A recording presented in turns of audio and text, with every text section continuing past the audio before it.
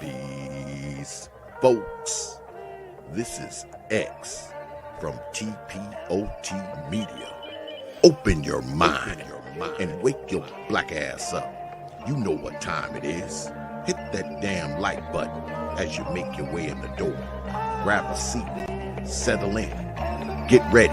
It's the Grown Man Hour with your host, my man, Bernard Riley.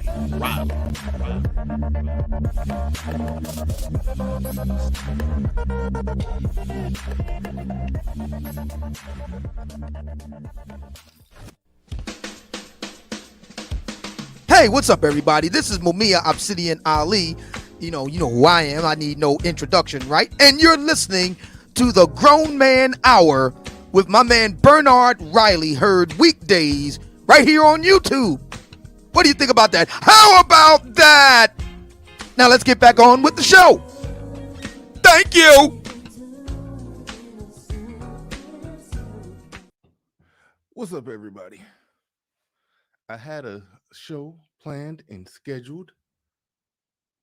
And the guests, my special guest today did a no call, no show.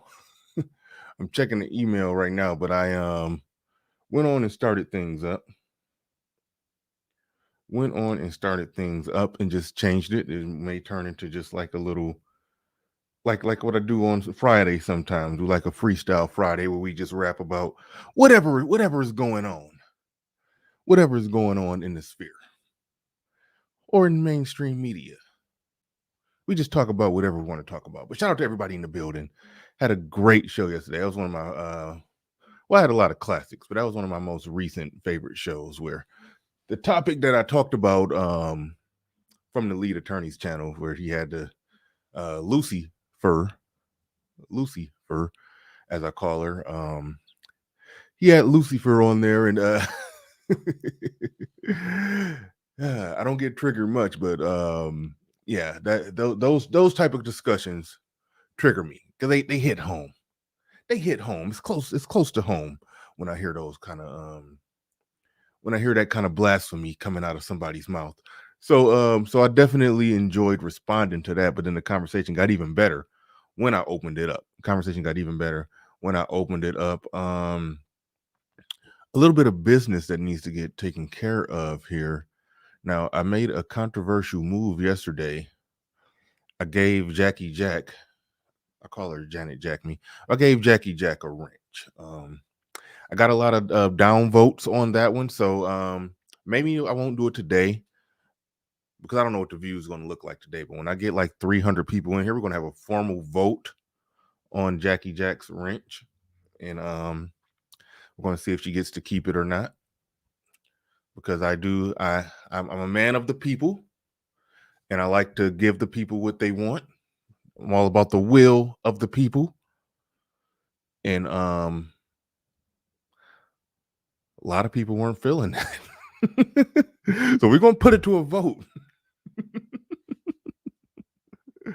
Now, the last time a woman's wrench got put to a vote, I thought it was going to be a landslide victory. I really did.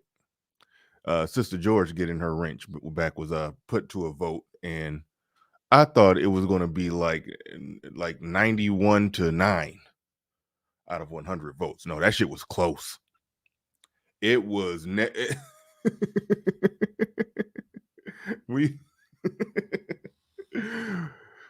we kept her wrench away by like by a hair. It was, I think it was like I don't know, like 31 to 29. It was close. It was close. So yeah, we'll see. We'll put that to a vote. We'll put that. You can keep it for now. You can keep it for now, but we will be putting that to a vote. We will be putting that to a vote. But shout out to everybody in the building. Shout out to everybody in the building. So yeah, Dark Knight Mentality wants to know what happened to the topic. My special guest, Duke and Don, even though it's two of them, but only one of them has become more popular than the other one because he be going in on Fresh and Fit and now Donovan Sharp. So, and he kind of goes semi-viral when he do that. So, but it's two of them. They do like separate shows. I think they do shows together sometime, but mostly the more recent shows they've been doing separate shows. But either way it go, they canceled. So that was a good topic that I wanted to get into with him because I looked at his content and he makes a lot of, oh shit, he's there. There you go. He's back. I can change the, okay, let me flip that thumbnail back around. I thought he did a no call, no show. So I went on and changed the title of the show, but I see him just drop down in the back chat. Okay, cool. We in the building. We are in the building. Let me, okay, hold on. I can't even change that on my computer. But let me click and make sure it's actually, well, he the only one I sent the link to, so it got to be him. Okay, so y'all give me a second while I do a little admin work and change the thumbnail and the topic and title and everything back. I'll be right back. I probably can do this in 30 seconds. Hold on, y'all.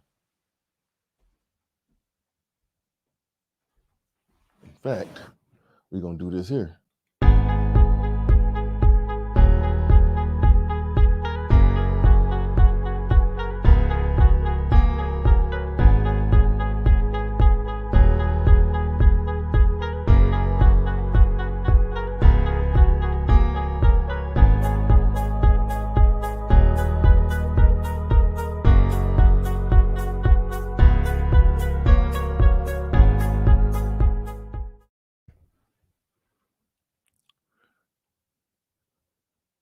All right, I made the change on YouTube. It's still right on StreamYard. Hold on. Make sure I make the proper change everywhere. 1 minute.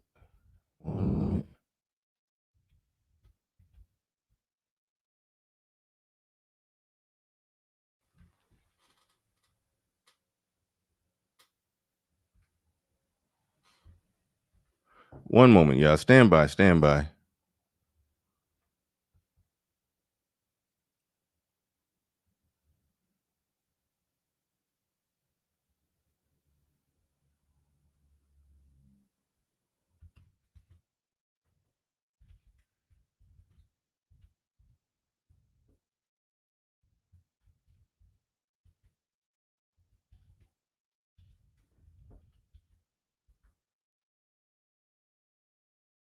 Okay. Give me one more, and that's going to be the difficult part.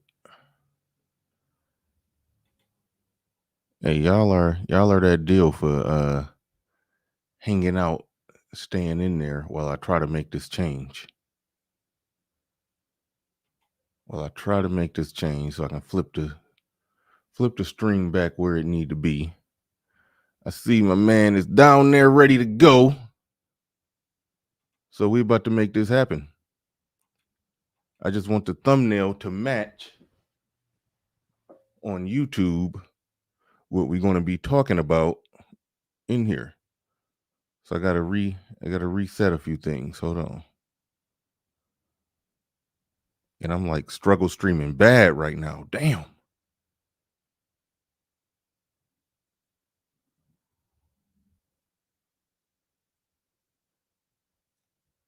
All right, look like the change is made. All right. Fair critique or hating. All right. Look like the change is made. One more thing.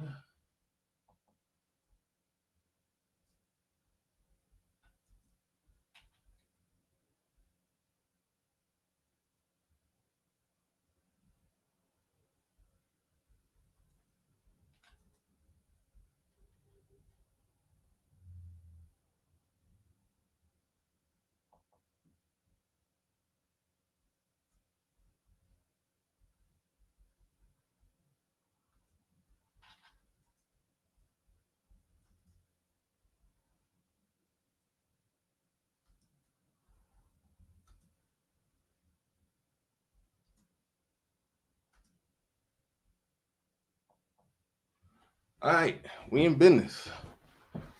We are in business. Thank y'all for sticking with me. And I got a good audience, man. I don't know when people do stuff like that. The audience dropped down by like 50%. The audience went up when I was doing all my technical issues. But right now, okay, yep, you just turn this camera on. So he is ready to go. We are joined by one part of the YouTube channel, Duke and Don. Like to welcome this brother to the show. Just found out about him fairly recently. Within the last few weeks, I found out about him. He just recently was on TLA, the lead attorney. And what's good, y'all? Hey, let me start off by saying, like, my dude, I sincerely apologize, bro. Like, seriously, bro.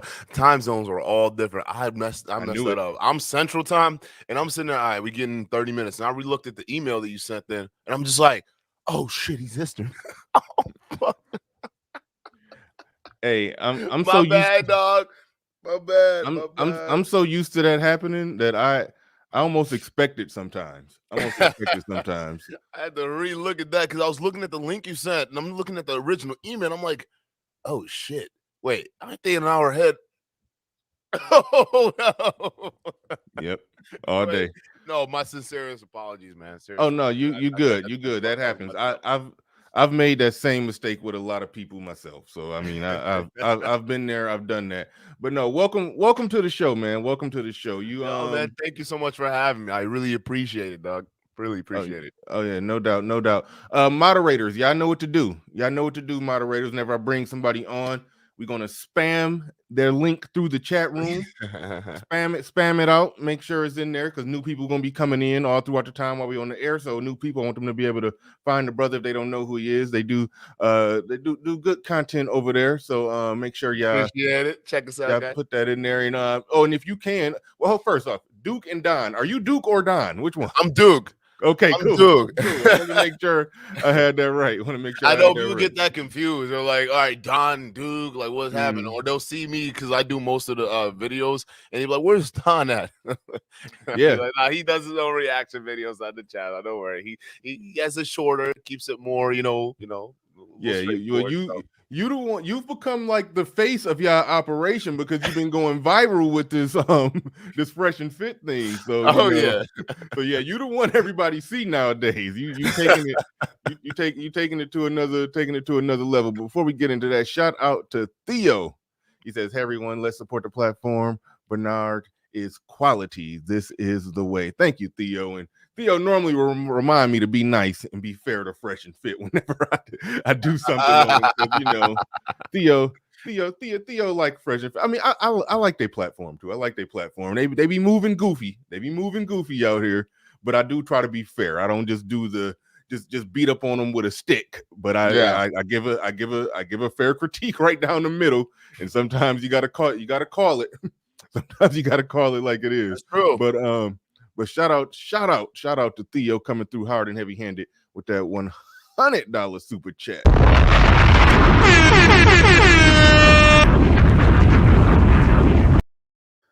And Duke, if you could share this on your community tab, if you can. Yeah. Let me go ahead and if you can. I'm gonna try to find a YouTube link. Don't worry about it. I got you, bro. Okay, cool. Red Things the Blues in the building says I interviewed Duke months ago. This will be interesting. What's good, Red? Yeah. See, I didn't even know about them. They just started popping up on my timeline. But shout out to Red Sings the Blues coming through, putting 5 on it. But no, that's a good place for us to start before we get all the way into the into the thing, into the, you know, you did a hell of a stream last night talking about the Donovan Sharp and all of that and everything. But before we get all the way into that, let's give us some of the background. Give us some of the background. How long you been doing this content? How'd you get into it? What made you get started? You know, and all of that. Just give us a little bit some of your background. Go ahead. Absolutely, man. So I've been in this content, particularly YouTube. We're actually brand new, but in terms of content creation, I've actually been in the space for quite a while. Not on YouTube specifically, but on Facebook. And when I started, sorry about that, my contacts are like acting up a little bit. But when I started, it was basically like I was doing it more for like the motivational stuff. So we talk about finance, and we talk about like just stuff to get people moving up and, you know, out of their beds and, you know, figure out what their why is. So I would do that, and I was actually rocking for a while. Built our Facebook page to about like 12,000 followers, and then we started talking about COVID when that whole situation happened and we got shut down. So since then, it was just like, all right, let's try to find something else. And then we kind of came into the YouTube space and kind of doing the same thing. But one other thing that we noticed was a lot of guys were having issues in terms of dating and communicating and all that fun stuff, right? And then I started to see some of this other stuff. Now, mind you, Ari's at this point in time kind of familiar with the manosphere, but I wasn't like balls deep into it, right? I wasn't like 100% like in it where I'm just like following all these characters and whatnot. It was just like a few people I'll follow, you know. Coach Greg Adams, O'Shea Duke Jackson was another one. So I'd listen to some of their stuff, and particularly at the time I was going through some like, you know, divorce and whatnot. So I was just, you know, trying to, you know, get some knowledge and whatnot. Oh yeah, I got some stuff in the game too as well. Yeah, we was talking about that. Yeah, we was on that yesterday. But yeah. But so I was reviewing all that, and I was looking at it, and, you know, which is great because those guys were very helpful in the content that they put out. But then when I started to notice is you started to go a little deeper, and there were some other guys, they were talking about some stuff, but it didn't match up to reality. And you look at guys like Donovan Sharp, right? And when I came across one of his videos, it was when he was talking about his wife. Like, I'm talking about his girl, like his girl he was with, talking about she's a hoe. I'm sorry, I didn't want to curse. 304. Oh, no, we good. Right? All calling her all this stuff, talking about she slept with this many amount of dudes, all these different stuff. And I'm sitting there like, wait a minute, who is this Jack talking about his girl like that, man? And on top of that, you talk about this girl like this is your experience. Like, other dudes are supposed to have the same experience you're supposed to be having, right? So this is wild. And then you go look at the fresh and fit nonsense. You're like, oh, these guys have to be called out. So that's when we began the journey since then, and we've been rocking ever since. Okay, so prior to you getting into, you know, talking about Fresh and Fit and Donovan Sharp and everything and whatnot, would you say you were just basically doing, you know, just normal standard, you know, red pill content, so to speak? I know it was some reaction videos, or you was I know you was reacting to, I saw when you I watched a little bit of when you responded to the whole April Mason thing when she went on TLA and exposed herself. So I was like, okay, your content, you know, it definitely lines up with the manosphere. I didn't even know if you officially claimed the title or part of the manosphere. We had to officially claim it after our interview with O'Shea Duke and some of the other guys that have been supporting our channel. We ended up having to do it. Yeah. You guys like, no, we need y'all balanced voices. Yeah, you got forced in it. You got forced into the game. I'm just like, we just out here, and they were like, oh no, we put you here right now. Okay, well, you're in the club. But see, now let's talk about it. Let's talk about it. Let's go ahead and get into it. Okay, now let me set this up like this. There are people that I have been critical of. Normally, they would have to be somebody who I think is more on the lines of just full-blown blue pill simping, just completely just counterproductive. You know, I've gotten a lot of subscribers off of talking about Derek Jackson. You know, I got a nice little bump when he shot himself in the foot, and you know, a few months back. Well, I don't know how could be going on a year now. I don't know how long it's been, but you know, I definitely got a bump talking about Derek Jackson. Like, people like that, like, yeah, I don't care. I'll empty the whole clip on that. But when it comes to somebody who does actually make, red pill content. You may disagree with some of it here and there, but at the end of the day, they're giving advice to men. They're trying to help men. If they get on some goofy stuff, then okay, yeah, it do got to be called out. But do you think it can go too far if you just empty 2 barrels on somebody who, when I look at Donovan Sharp, yeah, I mean, he is trying to speak up for men. He is trying to give men some help.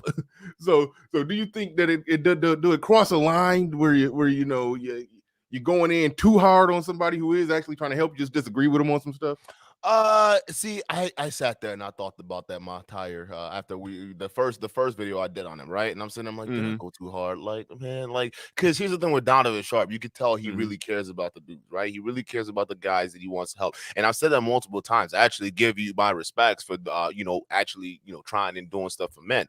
However, where I digress is the shit you say, dog, because then he had that debate with Kevin Ray Wilder, and that's how the whole thing kind of like started with him, right? Where at least with me and just trying to get on, because the whole debate was, is Donovan Sharp a misogynist, right? And they kind of laid out all this different evidence against him, the videos online that he had, how he was talking to his girl and whatnot, and he was just basically dodging it like these accountability he says these women does, right? And I'm sitting there like, whoa, that was you clearly on these tapes saying what you said about your girl, bro, and you not living the same lifestyle that you're telling these other dudes. See, this is where the problem comes in.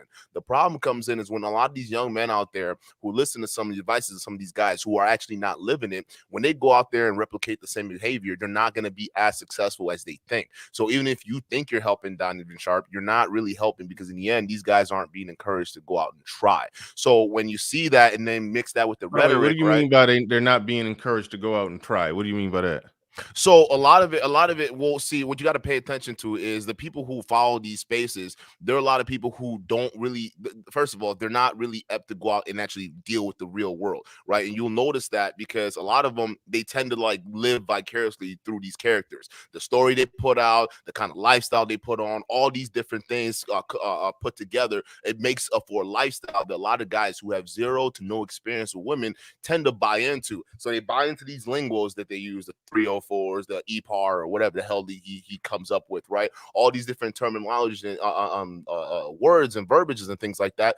But a lot of it were in terms of the hard-nosed like concepts to help them out. There's stuff that doesn't actually even work for them to begin with. And secondly, a lot of dudes that they're dealing with, especially their market, they're guys who are less likely to actually take action and try. And I'm not saying that's majority of them, because we actually interview people who bought some of the courses and actually have done something, but even they will tell you it's like the success rate for a lot of these people, it's very minute. And some of the stuff that they teach, especially the womanese and all the stuff that he has, very generic stuff. So it's like, okay, you're having people pay for stuff that doesn't really, that they can get anywhere, doesn't really work out, and to a bunch of people who majority of them most likely aren't going to go out and actually do the work. You see what I'm saying?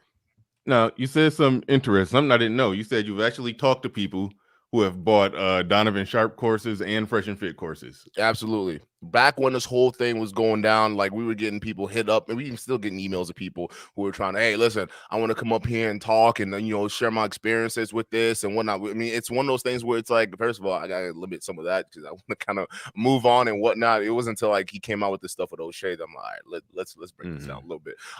But yeah, people who took the course is one of those things where someone will say, hey, listen, I didn't find a whole lot of success with it, but I did appreciate some of the elements in there that I was trying to pick up. Some of it helped me, some of it did it. And then you have some guys who are saying, nah, this is a scam. Like, it doesn't help me at all whatsoever. So it's one of those things where, and I think the difference between those people is the people who it did help. Some of them are actually willing to try and do it or actually do it right? And the people who didn't help are the ones that, let's say they did try, but they failed, but didn't really start to pick up or figure out how to pick themselves up. So what happens is they end up blaming either themselves or they start blaming the women, blaming all these other things, which feed into that emotional anger that a lot of these guys are feeling nowadays coming into the space.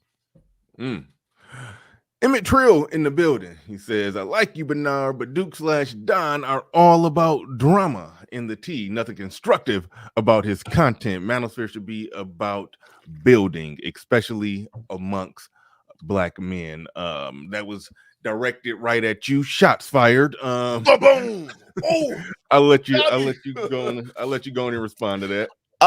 No, well, yeah, I like. Listen. Let's not pretend that the drama doesn't make things spicy, baby. Come on, what are we talking about here? So, yes, we talk about the drama and all that. We expose some of the nonsense some of these dudes in this space, but don't get it twisted, dog. Because if you go on our channel, you see our videos, especially some of our Friday and Wednesday night shows. The ones that we're not flaming people up, right? We actually have conversations. We bring beautiful girls on, and we actually have conversations about dating, relationships, divorce, separations, even like our last stream the other day, right? Yeah, we talked about Donovan Sharp for the first 2 hours, breaking all this stuff down side by side with what he said, and it turns out that didn't match up, right? And the other half of it was spent talking about the young men and their experiences, not only with the life, but with their fathers and mothers and things like that. So we actually get deep in these conversations. And, I love it. I love the fact that people are opening up. We're building a platform where people aren't afraid to come in and share the experience, men and women, right? Because ultimately what this is all about is bringing people together to come to a common ground so we can actually start figuring out what the issues are when it comes to the fact that we're not talking about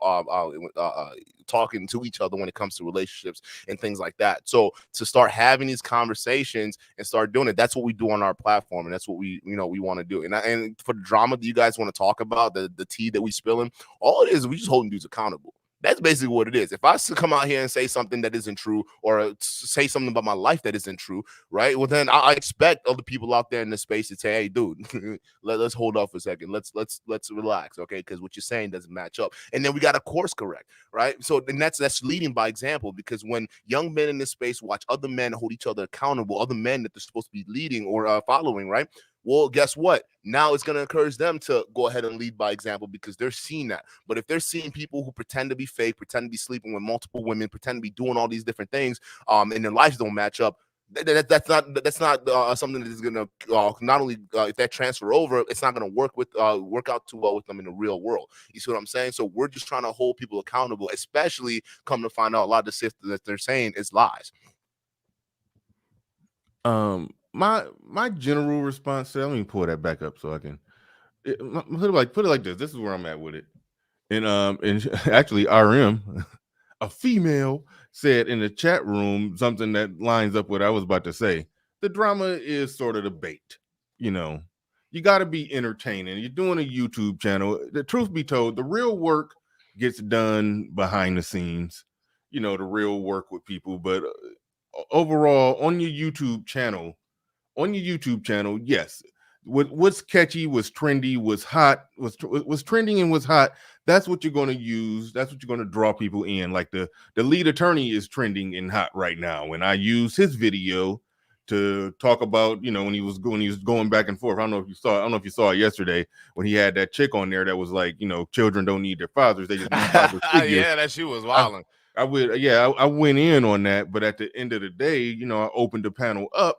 And man, we had a good discussion where a brother was in a similar situation where he was with a chick who had a similar ideology as the woman up there. And hopefully we gave him some advice that's going to save his life. So good things do come out of these discussions. I mean, people, when they say things like it should be all about building and it should be all about this, it should be all about that. I mean, you're telling us to make dry content that you're not going to watch. That's facts, man. Listen, can I say something? A lot of people that put comments like this, they're really fighting with themselves, right? Because they can't, like, I'm not saying Emmett Till, like, particularly, right? I'm not familiar with you, Emmett Till, but a lot of people that, like, we would have in our comment section talking about this, oh, you guys always talk about drama. You guys always talk about Fresh and Fit. You guys always talk about all these people. Like, why don't you have the real content? And you see them, which is funny because you don't realize the videos that you put up before that, right? Were actually OG content of people actually talking about real experiences, but they came for the Fresh and Fit drama. They came for the Donny Boy drama. They came for all these different drama, and then they come in and berate you and say that's all you talking about. I'm like, yo, we just had some content here where people were sharing their experiences with divorce. I was sharing my experience with custody battles. Wait, time out.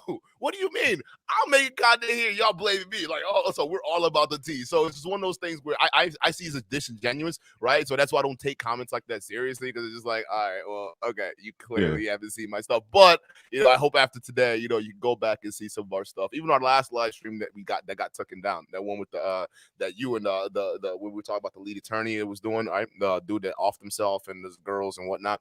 We did that, and we even had contentious women that came on, right?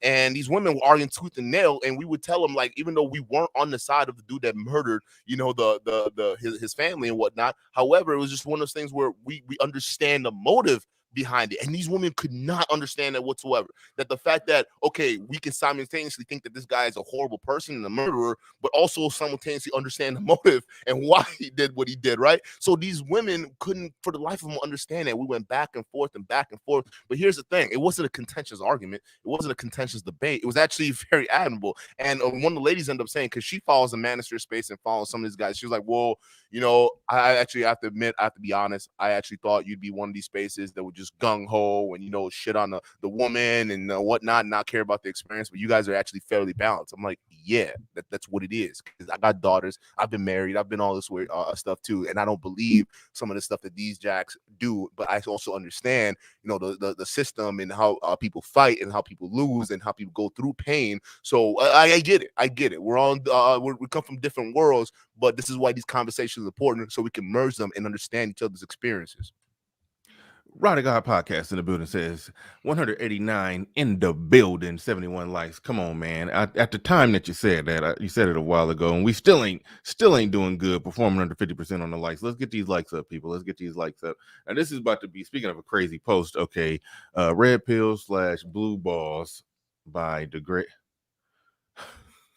Red pill / blue balls by degrading black women hurts black community. Black women are half our community. Thank you, RBR. We needed to hear that. You know, thank you. Moving along. Who else we got in here? Emmett Trail in the building said the manosphere is supposed to be a safe space for men to air our grievances. We don't disagree with that. When you invite female accusers to basically accuse men, drama essentially retract the safety of the space. Do you know exactly what he's referring to when you invite women to accuse men? What is he talking about? Yeah, I know exactly what he's talking about. He's talking about the fact that, you know, the women with different opinions who think that the gentleman Raju was in the wrong, right? No matter what, you know, even though he killed the murderer, they thought it was in wrong. Those ladies that came up, and actually there was a lot of ladies I noticed that were very passionate about that whole situation. So they came up and they were arguing back and forth. However, this is where I disagree with Emmett Trill, man. Here's the thing, dog. Like, if you're still trying to listen, that's not the wave anymore. Like, if you're thinking the manosphere is going to be dudes and we got to keep it dudes and whatnot, it's done. That day is over with. It's over with, right? Because we used to have that where women wouldn't really have much of a say in the manosphere space, and most of them couldn't even comment the comment. But Kevin Samuels already popped that cherry wide open. So, like, you know, interacting with women, Fresh and Fit kind of took it to the next level, and now we understand the trajectory of the manosphere is including women, right? Well, men leading the space and creating it for a safe space for women to basically be honest and open, so we can have these dialogues. So a lot of these guys are they're not really comfortable with is they don't like the idea of women coming into the space and pretty much, you know, being a part of the conversation. And I think that that's incredibly flawed, because if the part of manosphere is self-improvement for men and developing yourselves, why wouldn't you have women as part of the conversation? Women are 50% of the goddamn population, people. That, you know, understanding how to deal with them, understanding their experience, that's also part of your personal development. So when people make these comments in safe spaces, we're not, because we end up turning into echo chambers, right? Look at the manosphere now and the reputation we have. All right, we got a bunch of people who fed into these echo chambers, and now people don't even take them legitimately. So this is why we have to have more balance and nuanced perspectives. So if we're going to have actual conversations that are going to move forward, women have to be included in this space somehow, right? And I do understand there's a risk to this, and there are lots of bad actors like the April Masons of the world, right? But I say we're doing a fairly good job of calling that stuff out. Saying, hey, bro, you're a chameleon. Let's go ahead and make sure that people are aware of the kind of messaging and what kind of place it's coming from. So I do understand the sentiment, but I 100% disagree with you. My position on that is I don't mind women being in this space, but for goddamn men, stay on your square, stay in your frame, as they say. Like that's where it go wrong, when you get dudes yielding and bending and cracking and breaking because women are in the space. Like, I just recently, somebody who I respect, who I met at the Black Manosphere meetup face to face, he still was the brother came up on my platform and made a very made an argument that I know he heard out of the mouth of a woman that made no sense. I had to refute it, and even a woman came up and refuted his stuff. So, oh, no. I mean, that's where I'm at with it. You know, it's like stay on your front, stand on your square. Facts. Like I don't like women. This is the natural progression. Women going to pull up. They're gonna pull up a chair. They're gonna enjoy the show, and every now and then they're gonna participate in the conversation. Long as you lead the conversation, long as you run the conversation, and long as you check the bullshit and get the bullshit out of here as soon as you see it, then we good.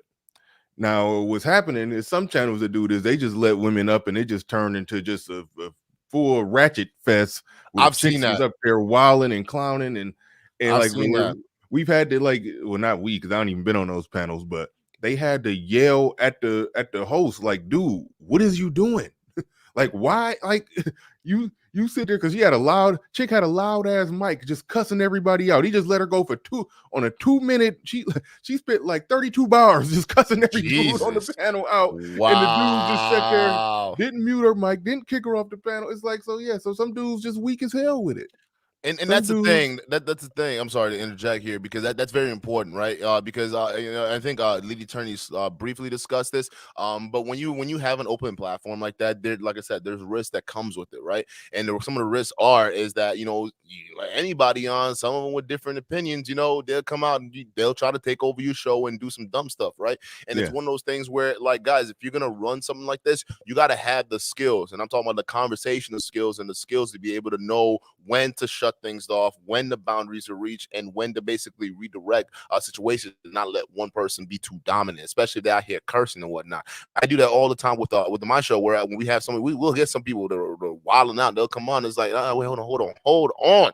Right? You got to respect the platform. You got to respect people talking. I don't give a shit what your opinion is, right? I don't care. Like, no one, like, listen, everyone thinks it's valuable. However, you got to also respect other people's here on the panel too as well. And, I never had to mute anyone on that based on that. But the fact of the matter is you have to have some level of understanding to be able to control the situation, especially if it's your platform, not wanting people to get too crazy and wild out. And I don't appreciate if it will come on and start insulting the guests, or even people in the chat, they come on and start insulting some of the women on the panel and things like that. I do not appreciate that whatsoever. So it's all about having control of your platform and things like that. And a lot of people what you were describing, they don't have that control of it. Right on. Ice in the building. He says everyone holds men accountable for everything. The problem is a lot of simps don't want to hold women accountable for anything. Yeah, and I think we've been sort of overrun. We've been sort of overrun by there's a lot of them coming in this space, no doubt. He said, but nah. Get this guy out of here with his BS. Yeah, I think they wasn't feeling that when you said it's that inevitable women gonna be here. Kevin Samuels. Listen, I don't think they was feeling that. Hold on, real quick. Theo Watt for the building. He says, RBR Network. This is a simp-free zone. Oprah. Damn, he told you to go kiss Oprah. Hey, man. Wait. Hold on. Go ahead. I want to make sure I get through them. 250 in the building. Make sure y'all hit the like button. Terrell Boxley, a.k.a. Box in the building, says, shaking my head, Fresh and Fit and Kev are truly dominating this space. Their receipts are clear as day. Fresh and Fit main goal is self-improvement every day. Women are a byproduct of your success in work. Simping is never the answer. Now, I agree. Now, we're gonna touch on that one right there. But go ahead and respond to what you was about to respond to somebody. I'm about to grab some coffee while you go and respond to that. We're gonna get this comment when I get back. But go ahead and respond to what you was about to respond to. The other one was like go kiss Oprah and whatnot. Listen, with the right pay, I'd knock it down. I ain't got no shame. But listen. I don't know if you guys what you guys talk about in terms of simp or whatnot. If you guys think it's simping just to have women in the conversation and talk to them, this is where your mindset's flawed. All right. And if you're talking about and this comment right here, because I can see it clearly. Women are a byproduct of your success and work. I agree to that to a certain extent.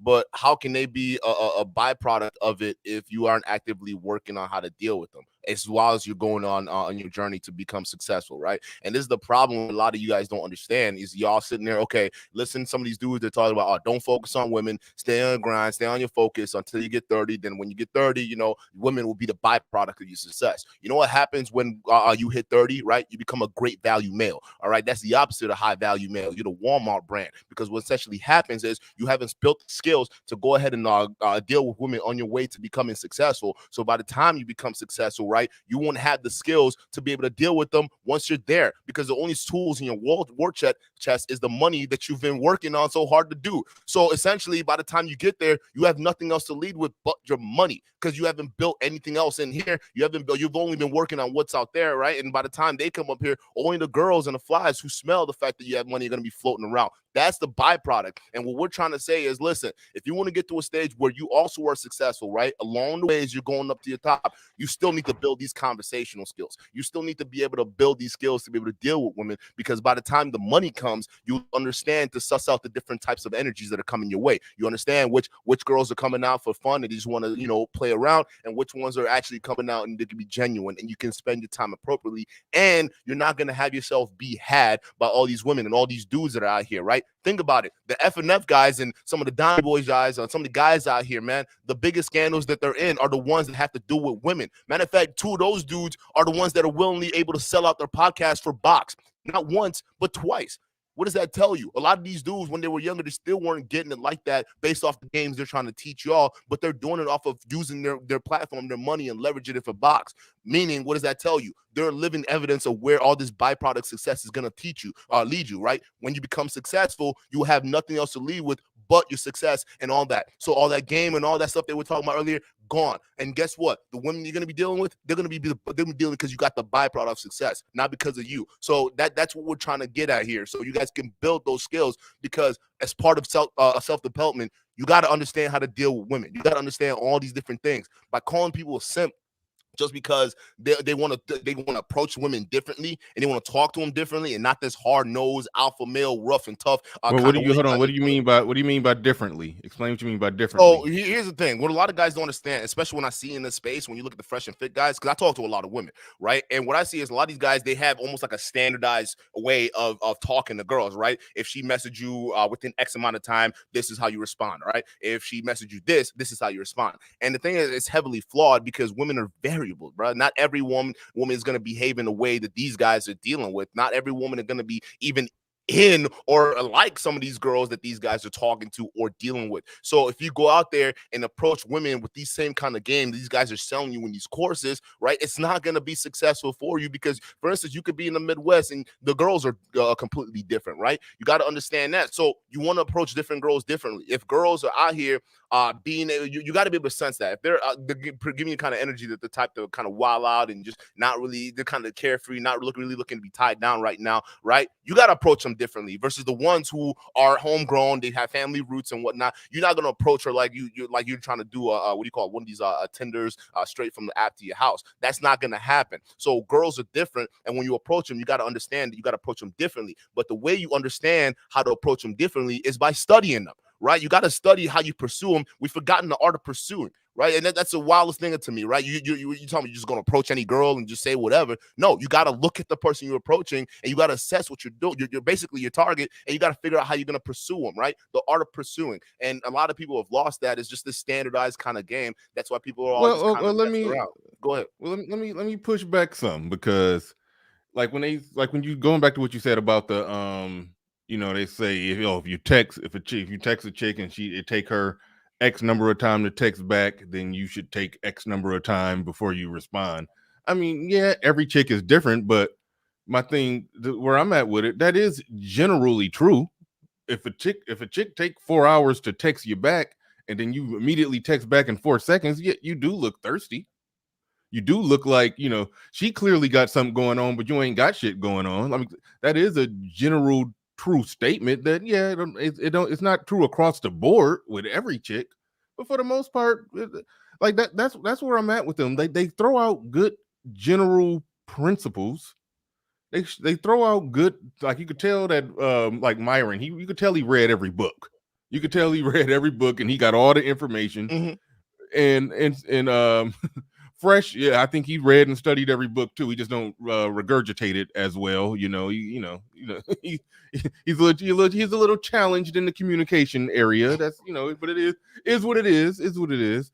But what they're saying generally is not bad. It looks bad when these are the things that make them look bad. One, when their personal stuff leak out, and I've talked about this pretty extensively, and I think you have too. But it's the content that they're producing. That it's nothing. I don't see nothing wrong with it. It's just something wrong with it when, for example, Fresh try to pretend like he's a ladies' man who gets it off the mouthpiece and his alpha energy and swag and stuff like that. That's where it just gets goofy and fake. But the overall content that they're producing and what they're saying, it's generally true, and I don't see nothing wrong. I don't see nothing wrong with it. That's why, like I said, I don't empty the full clip on them. I just, when they do something goofy, okay, we're gonna call it out.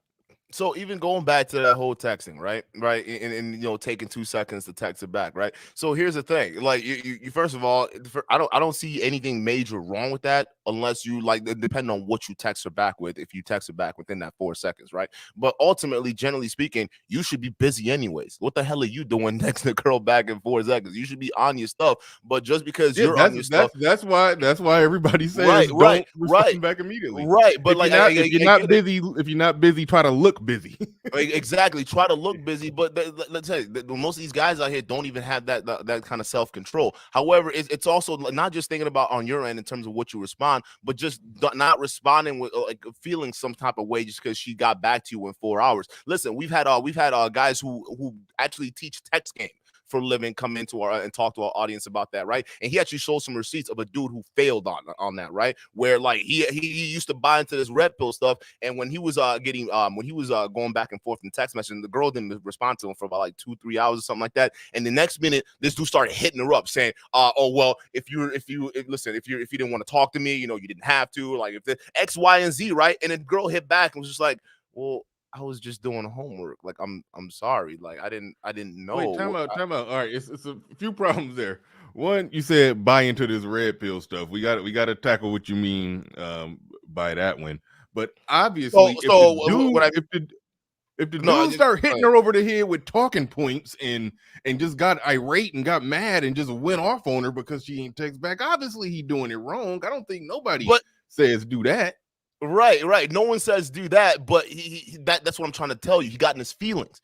And that's the thing that most guys out here, they can't control, right? A lot of guys, they try to say that they're and I meant, just to preface, I meant red pill stuff because the boy, before he got over to my boy with the text game, he used to buy into a lot of their ideologies, right? The stuff with the Myron Gaines and all that. I used to buy into that stuff. So it's one of those things. It's like that's where a lot of that emotional mentality comes from. If she doesn't text you back in 2 hours, doesn't mean she's texting some other dudes, right? So while you responding in such an emotional way, you got to be calm, you got to be cool, and you got to play it off. And even he used an example of, hey, this is why you need to be patient. This is why you need to be going and doing other things. This is why, like, if she's not responding to you, you should be busy and doing all that. So that part, I agree. However, it's like, do guys have the emotional wherewithal to be able, and resilience to be able to keep that up and be able to keep that going? Meaning, AKA, go focus on other things and stop focus on the girls that you're texting. All right, that's just pretty much it. So I look at those examples, and I'll go at some of the examples of some of these other guys who are coming into this space, right, who are not really understanding what's going on. And I'm like, all right, well, there's clearly a problem here, and a lot of stuff these guys are teaching, it's not really valuable solutions that's going to really help out. Yeah, see, and this is all right. This is where the two sides, butt up against each other, because where you described what they were doing was wrong, the advice that you gave at the end was sort of similar. So it's really so then why say that? Why even say what they're doing is wrong? That's why I'll never try to argue that the information that they're putting out is incorrect. I will just say that, yeah, they on some fake it till they make it stuff. They made it. Now they can stop faking it, but they haven't. Yeah, that's where the critique, that's where the solid critique come in, especially of Fresh, where he basically need to be just telling guys like, look, man, if you're not the most attractive guy and you're not some verbal Casanova, hey, just get your money right, build yourself up, get status, become successful. Women will that will draw women in, and just use use the game and all of that as just some good solid do's and don'ts to make sure you're protecting yourself. You know, that's really the game that Fresh can teach, and he would be legitimate. So And that's all we ask. It's just some consistency, right? So it's not like we 100% disagree with a lot of this reptile stuff. We don't, right? We just disagree with how they do it versus the lives that they're living, right? And then when you point those out and say, hey, dog, you're telling people that this is what you do and this is not what you do, and then you're talking about in your courses, this is what you do. You're selling $700 courses that was based off of you cutting, copying, and pasting DM messages, dog. It's based off of dudes over here freaking fake. Like, what is this? Like, you're stealing from your audience, and on top of that, you know, there's like so much stuff with these dudes that just horrible. And it's not like, you know, we have a personal vendetta or anything like that. Like, I personally, actually, like, I've been having fun with this whole thing. I don't know if you guys hold up, is that my phone? Well, real quick, while you're looking at that, Red Things of Blues. Hold on, don't even like that. I got a problem with what you're saying right there, Red. I mean, I do, because no space checks itself more than the manosphere. Is no space has more infighting than the manosphere. So you can't say never question this space or call it out or call out what certain content creators say or else. No. This space is under. We got more self-correcting mechanisms within this space than any other space. So when somebody says something stupid, they get called out. You know, there's been plenty of times. Y'all have seen it right here on my show. When Obsidian, one of the founding fathers of this space. If he's me and Game Changer on here, Obsidian come up and he say some stuff that we can't get jiggy with. We call him out on it, and we will go to war with Obsidian on a small point if he say something that we thought was some nonsense. So you can't make it seem like this space is just a bunch of sheep, and then you respond to it, and you respond to something that goes against the grain. Everybody break out the pitchforks. Like, no, it's an immense amount of. What'd you say?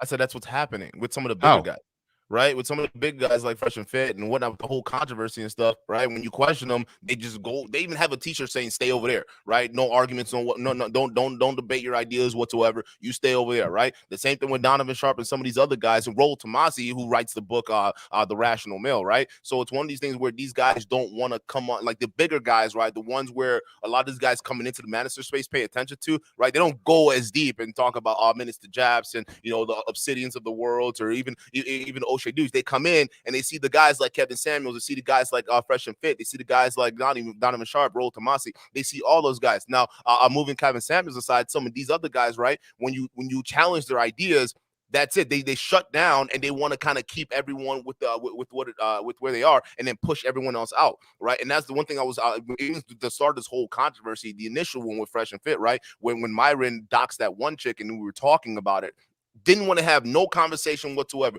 Everyone that asked questions in their chat blocked. And so it's one of those things where we see it happen, even with the recent controversy with the copyright strikes, right? Well, everyone's talking crap about us. You can't use our name and drag it to the mud. No, we're criticizing you, and now you're trying to shut down conversation. That's wild to me. So, go ahead. Well, no, see, now that's different. That's different. Like they're whether they're in the right or in the wrong. Them defending themselves, that's one thing, but everybody else calling them out, that shows that, yeah, there is accountability in this space, but the person who's in the hot seat, yeah, they're gonna protect themselves at all costs and do some goofy stuff. And that's where this is the only criticism I ever had of Donovan Sharp. I've never really had that much criticism of him. He's on some protect Fresh and Fit at all costs type of stuff with that whole making up saying that Fresh was trolling when he got exposed as simping for a sugar baby or whatever was going on there. They're coming up with the troll narrative. And that's one thing that we talked about in this show, that, yeah, like Donovan Sharp and Rollo Tomasi, you know, if they rock with Fresh and Fit, y'all supposed to be they're OGs, basically. Yeah, their platform is bigger now, but y'all supposed to be the OGs that they look to for guidance. And if they enabling them when they're not really, you know, pulling them to the side and trying to get them to move right, then you could look at that situation and say that, hey, Donovan Sharp, you the old head over there in y'all clique. You know, you supposed to be guiding them, not making excuses for them. So yeah, no, I said what DJ Academics did. That was actually supposed to be Donovan Sharp. when DJ Academic sat there on that show and was talking to him like fresh and just being real with them, and see how the relationship is still pretty solid, right? Donovan Sharp, that was supposed to be you. You're responsible for this clique coming together. You're supposed to be the OG overseer. Why didn't you hold him accountable, right? Actually, that would have been your shining freaking moment. But then you come out here because of the mistakes you made with the initial controversy with Myron, the initial mistakes with Rollo Tomasi, and you felt like you had to defend them, which was the wrong move, because then you coming out and telling your audience, no, it was just trolling. No, what you saw was, did you see the smirk on his face? We're all trolling. Then it's like, wait, time out. Wait, you're lying to your audience. For what? For what? For the money? Is that what it is? To protect your what? Because that's essentially what it is, right? These people, it's one of those things where, which go ahead and do what you got to do, but you got to be honest about it too, what this is, because there are a lot of young, impressionable males who are coming into the space that don't know any better. And if they're looking at you calling everyone else who's trying to hold these dudes accountable as haters and not really seeing the full picture, come on, man. What do you think that's going to lead? It's going to lead to more of these echo chambers that we see. Yeah, but I'll stand on that until it changes. The Manosphere not an echo chamber. Fresh and Fitz. Put it like this: Donovan Sharp's channel can be an echo chamber, but the Manosphere in general is not an echo chamber. I'll say that. Somebody can decide that, hey, I'm going to make my chat room members only. I'm not going to have no nonsense. The only person that can, and I hold on real quick. I respect Donovan Sharp. He did bring Kevin Ray Wilder on. He will bring somebody on and debate him. And I don't rock with Kevin Ray Wilder. He doesn't do that anymore. Oh, well, I mean, I lost respect. I lost respect after he did that. I was after you lost respect for who? For Donovan Sharp after he did that. Because he was not with the Kevin Wilder, but when he was opening up his platform to actually debate, having some of his ideas challenged, like some of the stuff that he would preach in the past, I was like, oh, perfect. This is great, right? So then we get to put all the stuff out display, and then we get to come to a common conclusion, and the males get to watch and see this stuff, right? And then they had a pretty interesting conversation, which was good, and actually came out with a video actually applauding Donovan Sharp and saying, hey, this is what's up. I respect you for doing this, and this is what actually is going to help take your channel to the next level, not the stagnation that you're in. You need to open things up and stop regurgitating some of the same stuff to your people. And then COVID happened, and I'm glad he got through it, but then he said, oh, fuck it, I'm closing everything down. So I'm not talking to anyone. We're done debating. It's like, wait. Why? What's going on? Like, what's up with the change? Like, this is wild. He can do that if you want to, but at the end of the day, I felt like the little debate with Kevin Ray Wilder. I think he won. I think he did the damn things. I give him Donovan Sharp. Yeah, I think Donovan Sharp definitely won that. At least I think I watched at least 45 minutes of it, and yeah, Donovan Sharp. I'd say I'll give it up to both. I'll chalk it up to both. The reason why is Kevin Ray Wilder was here's why, because and I actually broke this down in the video that afterwards I did. All right, the other thing is Kevin Wilder brought up some very solid points, and Donovan Sharp was really good at dodging them, right, and redirecting the conversation. However, towards the end, they did have more of a fruitful conversation about some of the stuff. But when they were initially challenging each other's points in the beginning, right? Yeah, I wish that Kevin would have pressed him on it. I sure as hell would have pressed him on some of the stuff, right? Even some of the videos that he said about his own goddamn wife, right? Explain this BS that you talking about all the way in the past. What's the focus on that? I mean, that's his woman. If he want to say, yeah, my woman was a whore before we got together, then okay, his woman was a whore. Like, why is that a big sticking point for criticism? The big sticking point is because he actively, before that was exposed, he was telling other young men, don't date the kind of woman that he's marrying, that he ended up marrying. Right, just like the fresh boys that would say, hey, don't date OnlyFans chicks, don't get do chicks with secret arrangements, and then on the back end you're doing this stuff. So when he's railing against single moms, when he's railing against older women, when he's railing against women who have high body count, and then you turned out and wife one up, dude, you're confusing a bunch of young people out there. And I'm called a hater for calling this out. You're not living your lifestyle, bro. And then you want to call other people like O'Shea Duke Jackson and Steve the Den, you call him a house husband, you call O'Shea Duke Jackson a beta because of what? Because they called you out on the same thing too? Everyone's a hater now? Like, what are you talking about, dog? That doesn't make any sense. Like, live the life that you're preaching. Don't lie to people. All right. Osmosis reacts in the building. He says, shout out to Duke and Don. Solid. It's a beta in the building. I'm gonna that's gonna be for osmosis. I gotta get that Jesse Lee Peterson beta. That's gonna be for him. But Theo Watt in the building. He says high value men deal with different women with the RP. We know how to avoid bad women.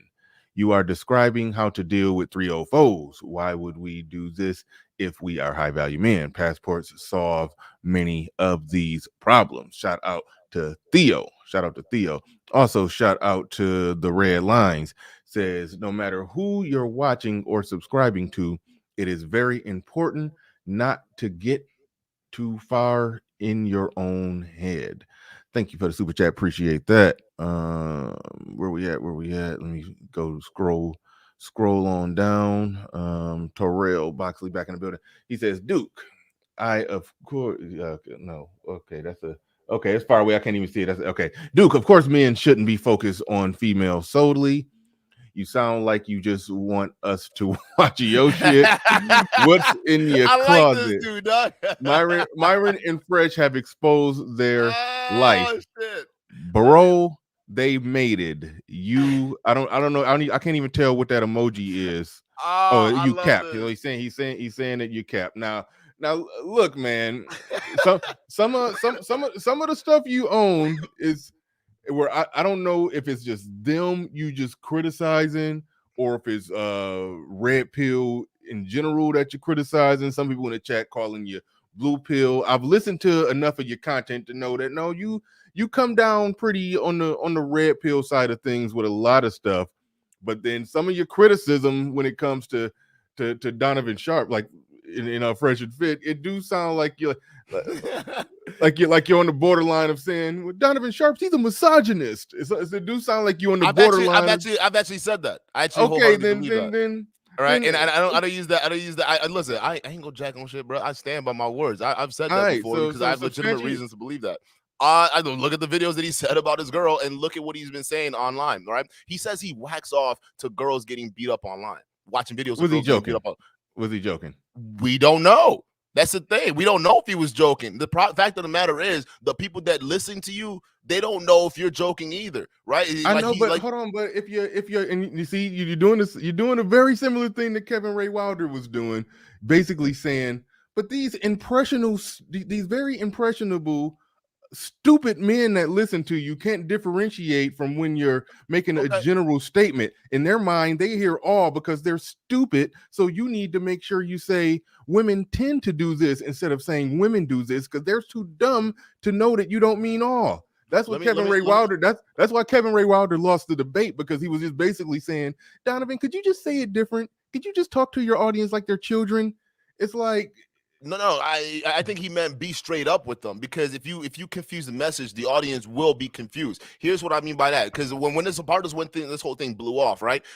We had an individual who was a diehard Fresh and Fit like follower of this content, right? And when Myron had put out that word to go dox that one chick that was on she wasn't on the show, but Myron was dealing with and ended up being exposed, right? He didn't even watch the full episode. Just woke up, saw clips, 8 a.m, decided to go message her in her DMs talking about you a bitch. Mine was right. You go ahead and suck a dick, thought. Like, he was part of that, right? And that got exposed as part of the whole messaging, right? And he can't mess because when I did the video on it, it wasn't talking. I apologize. I was reading the chat. Back up. You said something that I need to hear again. Go back. Okay, now I'm gonna rewind it because dealing with the actual experience of what these guys do, and the guys who follow these people, the impressionable males. We had a gentleman, all right, who when this whole initial beef, even Abba tried to talk some sense into this young man, and he wasn't listening until the end. And when he ended up coming back on the show and apologizing to the woman, but what ended up happening was he got on there 8 a.m, right? Got the word from his commanders, right? Oh shit, Myron Gaines put out the order. I gotta go come at this bitch now, right? And he came out there, right? And this is a pregnant woman, by the way, right? A pregnant woman, and he's over here saying, no, Myron was right, all right? You were wrong. You better shut up and listen and suck a dick, thought, right? It was something, I'm paraphrasing, but it was something around that along those lines, right? And when he said that, it was just like, why would you? Wow, first of all, I'm looking at the message 8 a.m. Why are you waking up at 8 a.m. to message some girl you don't even know, and just because some guy on a podcast said so? This is what I'm talking about. So if we got dude over here doing something like that, how many of the thousands of young men out there who listen to stuff that Donnie Boy is saying, that Fresh and Fit are saying, and then not saying that it's gospel? Not saying that people don't have the ability to differentiate between the two. I'm just saying that there are a lot of impressionable people out here that will do your bidding and will take your word as gospel. Can we agree though that if you got 500,000 subs, yeah, some of them are going to be stupid. Now, I will say all day, Myron was wrong as hell if he I can't remember the exact quote, but he was wrong as hell if he did throw it out there to them, to his audience, to basically go fuck with her. He did. Well, you remember, you covered it. Did he did that, right? He did. And then Fresh put her Instagram in the DMs, and everyone kind of went after her. Yeah, it was bad. Okay, now, okay, so but it was two things with that. One, she posted the shit first, and then he posted and he reposted what she posted. So that's one. I don't necessarily care to relitigate all of that. And two, as far as her being, this innocent pregnant lady, she was going back and forth and she was in the shit. But the overall thing I will say is that Myron shouldn't have said nothing to embolden his audience to go after her. That's wrong. You shouldn't do that. But I'm not going to hold him fully responsible for how stupid somebody in his audience is. I mean, that's ridiculous. So again, if a lot of what, like Kevin Ray Wilder, okay, let me back up and ask this.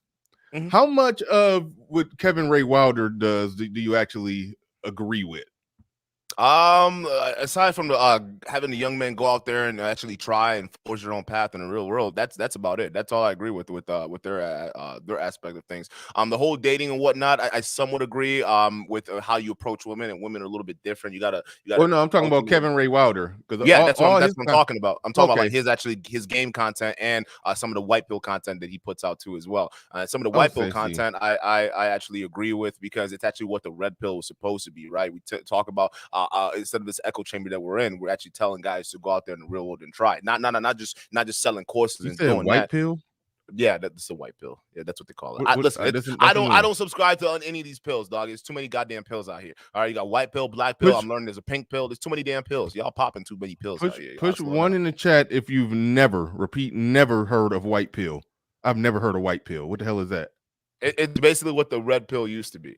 That's essentially the old ideologies. So So Kevin Ray Wilder is trying to repolish or rebrand red pill, call it white pill, while simultaneously shitting on red pill content creators, but saying this is the real red pill, this white pill stuff that I'm selling. He basically doing the come to death row strategy.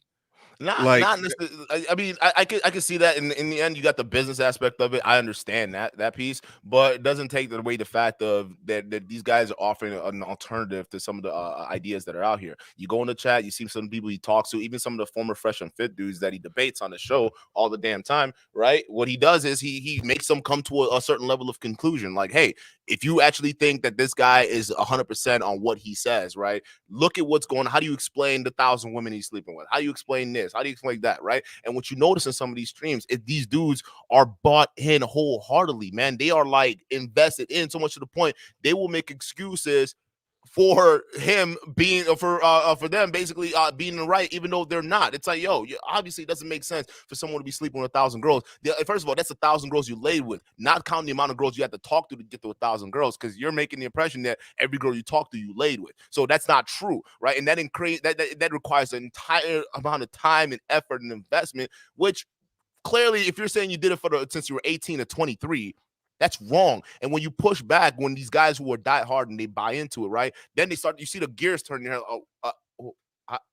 I don't see. Okay, I guess you're right. And the thing is, what you start to see is a lot of these guys, whether they invest as hundreds of thousands, or not thousands, hundreds of dollars in super chats, whatever it is that they've invested in the show, you could tell, you could see it. Like it's hard for them to just break out of it and just see it for what it actually is. Not saying that it's wrong, not wanting them to go off air. I think Fresh and Fit do have a place in this in the manosphere, and I think they did with some of the stuff that they say. I think it's valid. However, I'm just saying that y'all got the consistency has to be there. Otherwise, people are going to be confused. And a lot of these guys that buy into it, they're buying into talking points. They're not buying into reality. That's basically what it is. You start to see when some of these debates that he has, a lot of these dudes, they're just pumped up with talking points. That's what it is. They don't really have anything outside of that.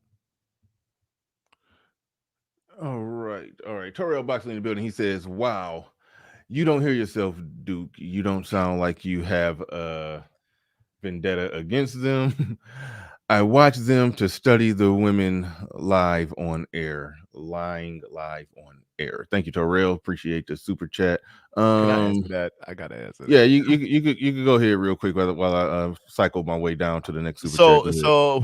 So my thing is this, right? Listen, I don't care if you watch them to study them and see how women lie on air when you could actually be doing that in real life. You can actually be getting that experience for yourself, because the women that they deal with is in their circles and in their area of where they live. Not necessarily saying that that's where, because listen, I'm in the Midwest and you're talking about girls in Miami. That's a different crowd. Those girls are different. So if you're watching their show just to see how girls lie on air, well, you're watching the show to see how girls in Miami and girls who fly to Miami and try to live that lifestyle, how they lie and BS men on air. So that's fine. But if you guys are actually looking at real world and trying to interact with women in relationships, and you go around here thinking women are like that, most women are like that, you're gonna bomb. You're gonna fail. Lots of dudes will fail because not all women are like the women you see on Fresh and Fit. And that's what DJ Academics called out, saying, hey, you're talking about all these different women like it's applying to the world, but you got to understand it's just you guys in Miami, right? It's not general advice, and you got to make that distinction that it's not general advice. So if you're watching them just to make sure that you're seeing how women are lying and whatnot, that's fine, but just keep in your mind that that's not reality. That's not all women out there. That's just what you see on their show. Why do you assume that the gentleman who said that is not dealing with women in real life? Like, I don't assume that. I watched the show. I said you could be getting seeing how, because why? Listen, if you were dealing with women in real life, why would you need to watch a show to see how women lie?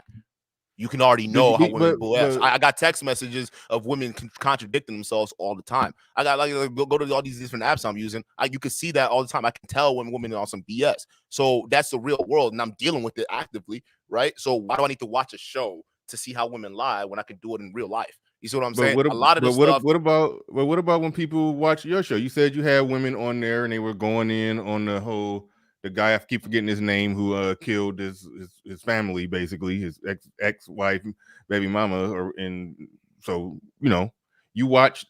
They watched you having a conversation with women, and I'm pretty sure that they probably found some value in that conversation.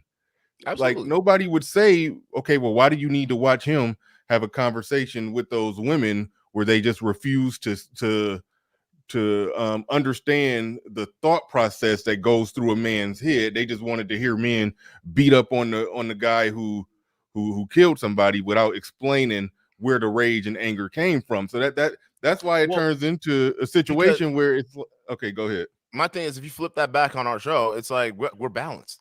We're absolutely balanced, right? And I don't care. Like, and y'all think it's not just these red pill guys we come after. We come after these fake female alphas too. We come after everyone who's phony. Like, if you're phony, you will be called out. There's if and so. It's not like we're just going after these particular people. It's just that these particular people have more notoriety on them. Hold on, real time out. It's okay to call out the phoniness. It's okay to call out that Fresh is walking around. It ain't nothing more cringy than wearing a chain with a medallion that says CEO. Like, that is nothing more cringy than that. It's okay to call that out, but I think when you get to the point of you're calling out their platform itself, that's when it get to the point like where, and this is one thing that I want to talk about here. Like, where does it cross the line between, okay, it's a fair critique of what's going on versus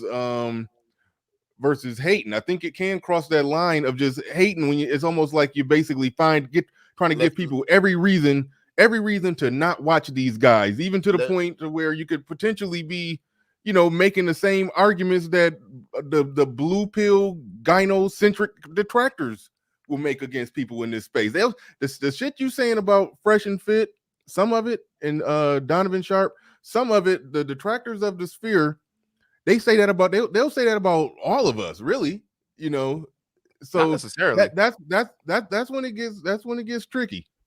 So let me say this. If I really wanted to come after these guys the way that, listen, the kind of stuff that I've been getting from people, the messages I've been saying, especially on Donovan Sharp, on his private life and deep that, like, listen, if I really wanted to do that, if I wanted to be petty, I would have been throw that all that stuff out there and it'd been giving me views, right? Even when Myron had the whole situation with the girl and whatnot getting pregnant, I actually didn't want her on my show because I already knew she was capping on certain, like just putting out there in case she's watching and whatnot. You see what I'm saying? That's what I already like I don't let disingenuous people on my show, right? Everyone else, Okay. she made her rounds, right? She made her rounds, and I already knew. I'm like, there's something. I give you props for that one. So I didn't because have her on the show, but any guy Yeah. would have done that and said, "Oh, well, what do you think about Myron? How was this? How was this?" Or you see what I'm saying? I didn't want to get into that type, but I wanted to keep it about the ideas, right? About what they're doing on the show, what they're saying on the show, and the kind of ideas and the courses they're espousing and selling. We're criticizing that. I don't give a shit about your personal life, but we do get a lot of stuff about, especially Donovan Sharp's personal life and what he's doing.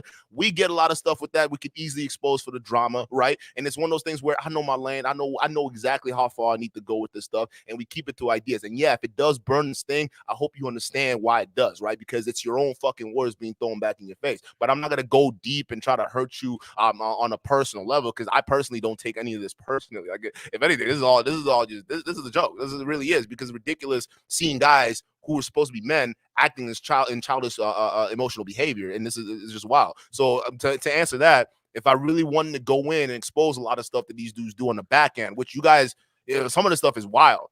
Then I would respect the fact that you'd call me, a hater or whatnot. But I like to keep things on task. I don't like to go into people's lives and shit. I'm sorry. Go ahead.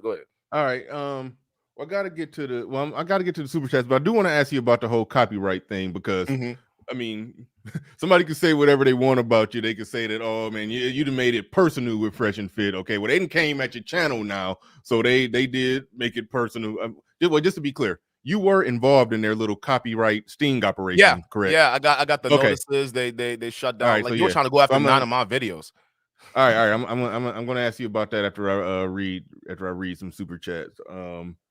I think I already read that one. Shout out to Beta. Shout out to Osmosis. Houdini Unchanged. He said passports won't save you from. Ooh, what did I say? From scopolamine. Scopolamine. What is that? I don't know. Yeah. Okay. Lotus Scalper in the building. He says, why does Duke never talk about what he brings to this space that is unique or original? All he talks about is Fresh and Fit or some other drama. Go ahead. You got the floor. You got the mic. We talk about stuff that's on definitely original and definitely unique. You just got to check out the channel, or you don't have to. I personally don't care. Like, we came at this to really just spread the message, right? And it's all about just uplifting, actually digging deep. And one of the concepts that we talk about is the film room, especially when we talk about dealing with ladies. Are you familiar with the film room concept? The film room? No. The film room, right? So essentially it's like observing yourself in third person while you're interacting with people, right? So if I'm talking to girls, if I'm approaching a girl, I'm having a conversation, right? When I'm done with that, let's say it didn't go as well, right? I go back home and I sit down and I think about what went on, right? And I observe that interaction as if I was a disembodied person, floating above and watching it, right? So you're watching all your mistakes, and then you're encouraged to go back out and try again, and you repeat this behavior until you pass those steps where you initially failed on, and you progress, and then eventually you get, with enough practice, you become what they call a natural, right? Whether with the ladies or natural with people. You see what I'm saying? And we also talk about different concepts in terms of like just dealing with people and how to have conversations in terms of with your partner on deeper emotional stuff, right? It's a lot of things that actual interpersonal skills that a lot of people that should actually know and learn in high school and college. But since we're increasingly getting isolated in this digital world, a lot of people aren't learning those skills. I come from the sales world. I come from the world of dealing with people. So it's one of those skills that we actively talk about, not only while we're dissing these foods, but in also original stuff that we put on. So don't get it twisted, bro. We add some little sugar with that spice. It's not all dissing. We talk about it. Do you de facto consider yourself a dating coach, and or do you aspire to be one if you're not? No. Call me a dating coach, but all my stuff comes from sales.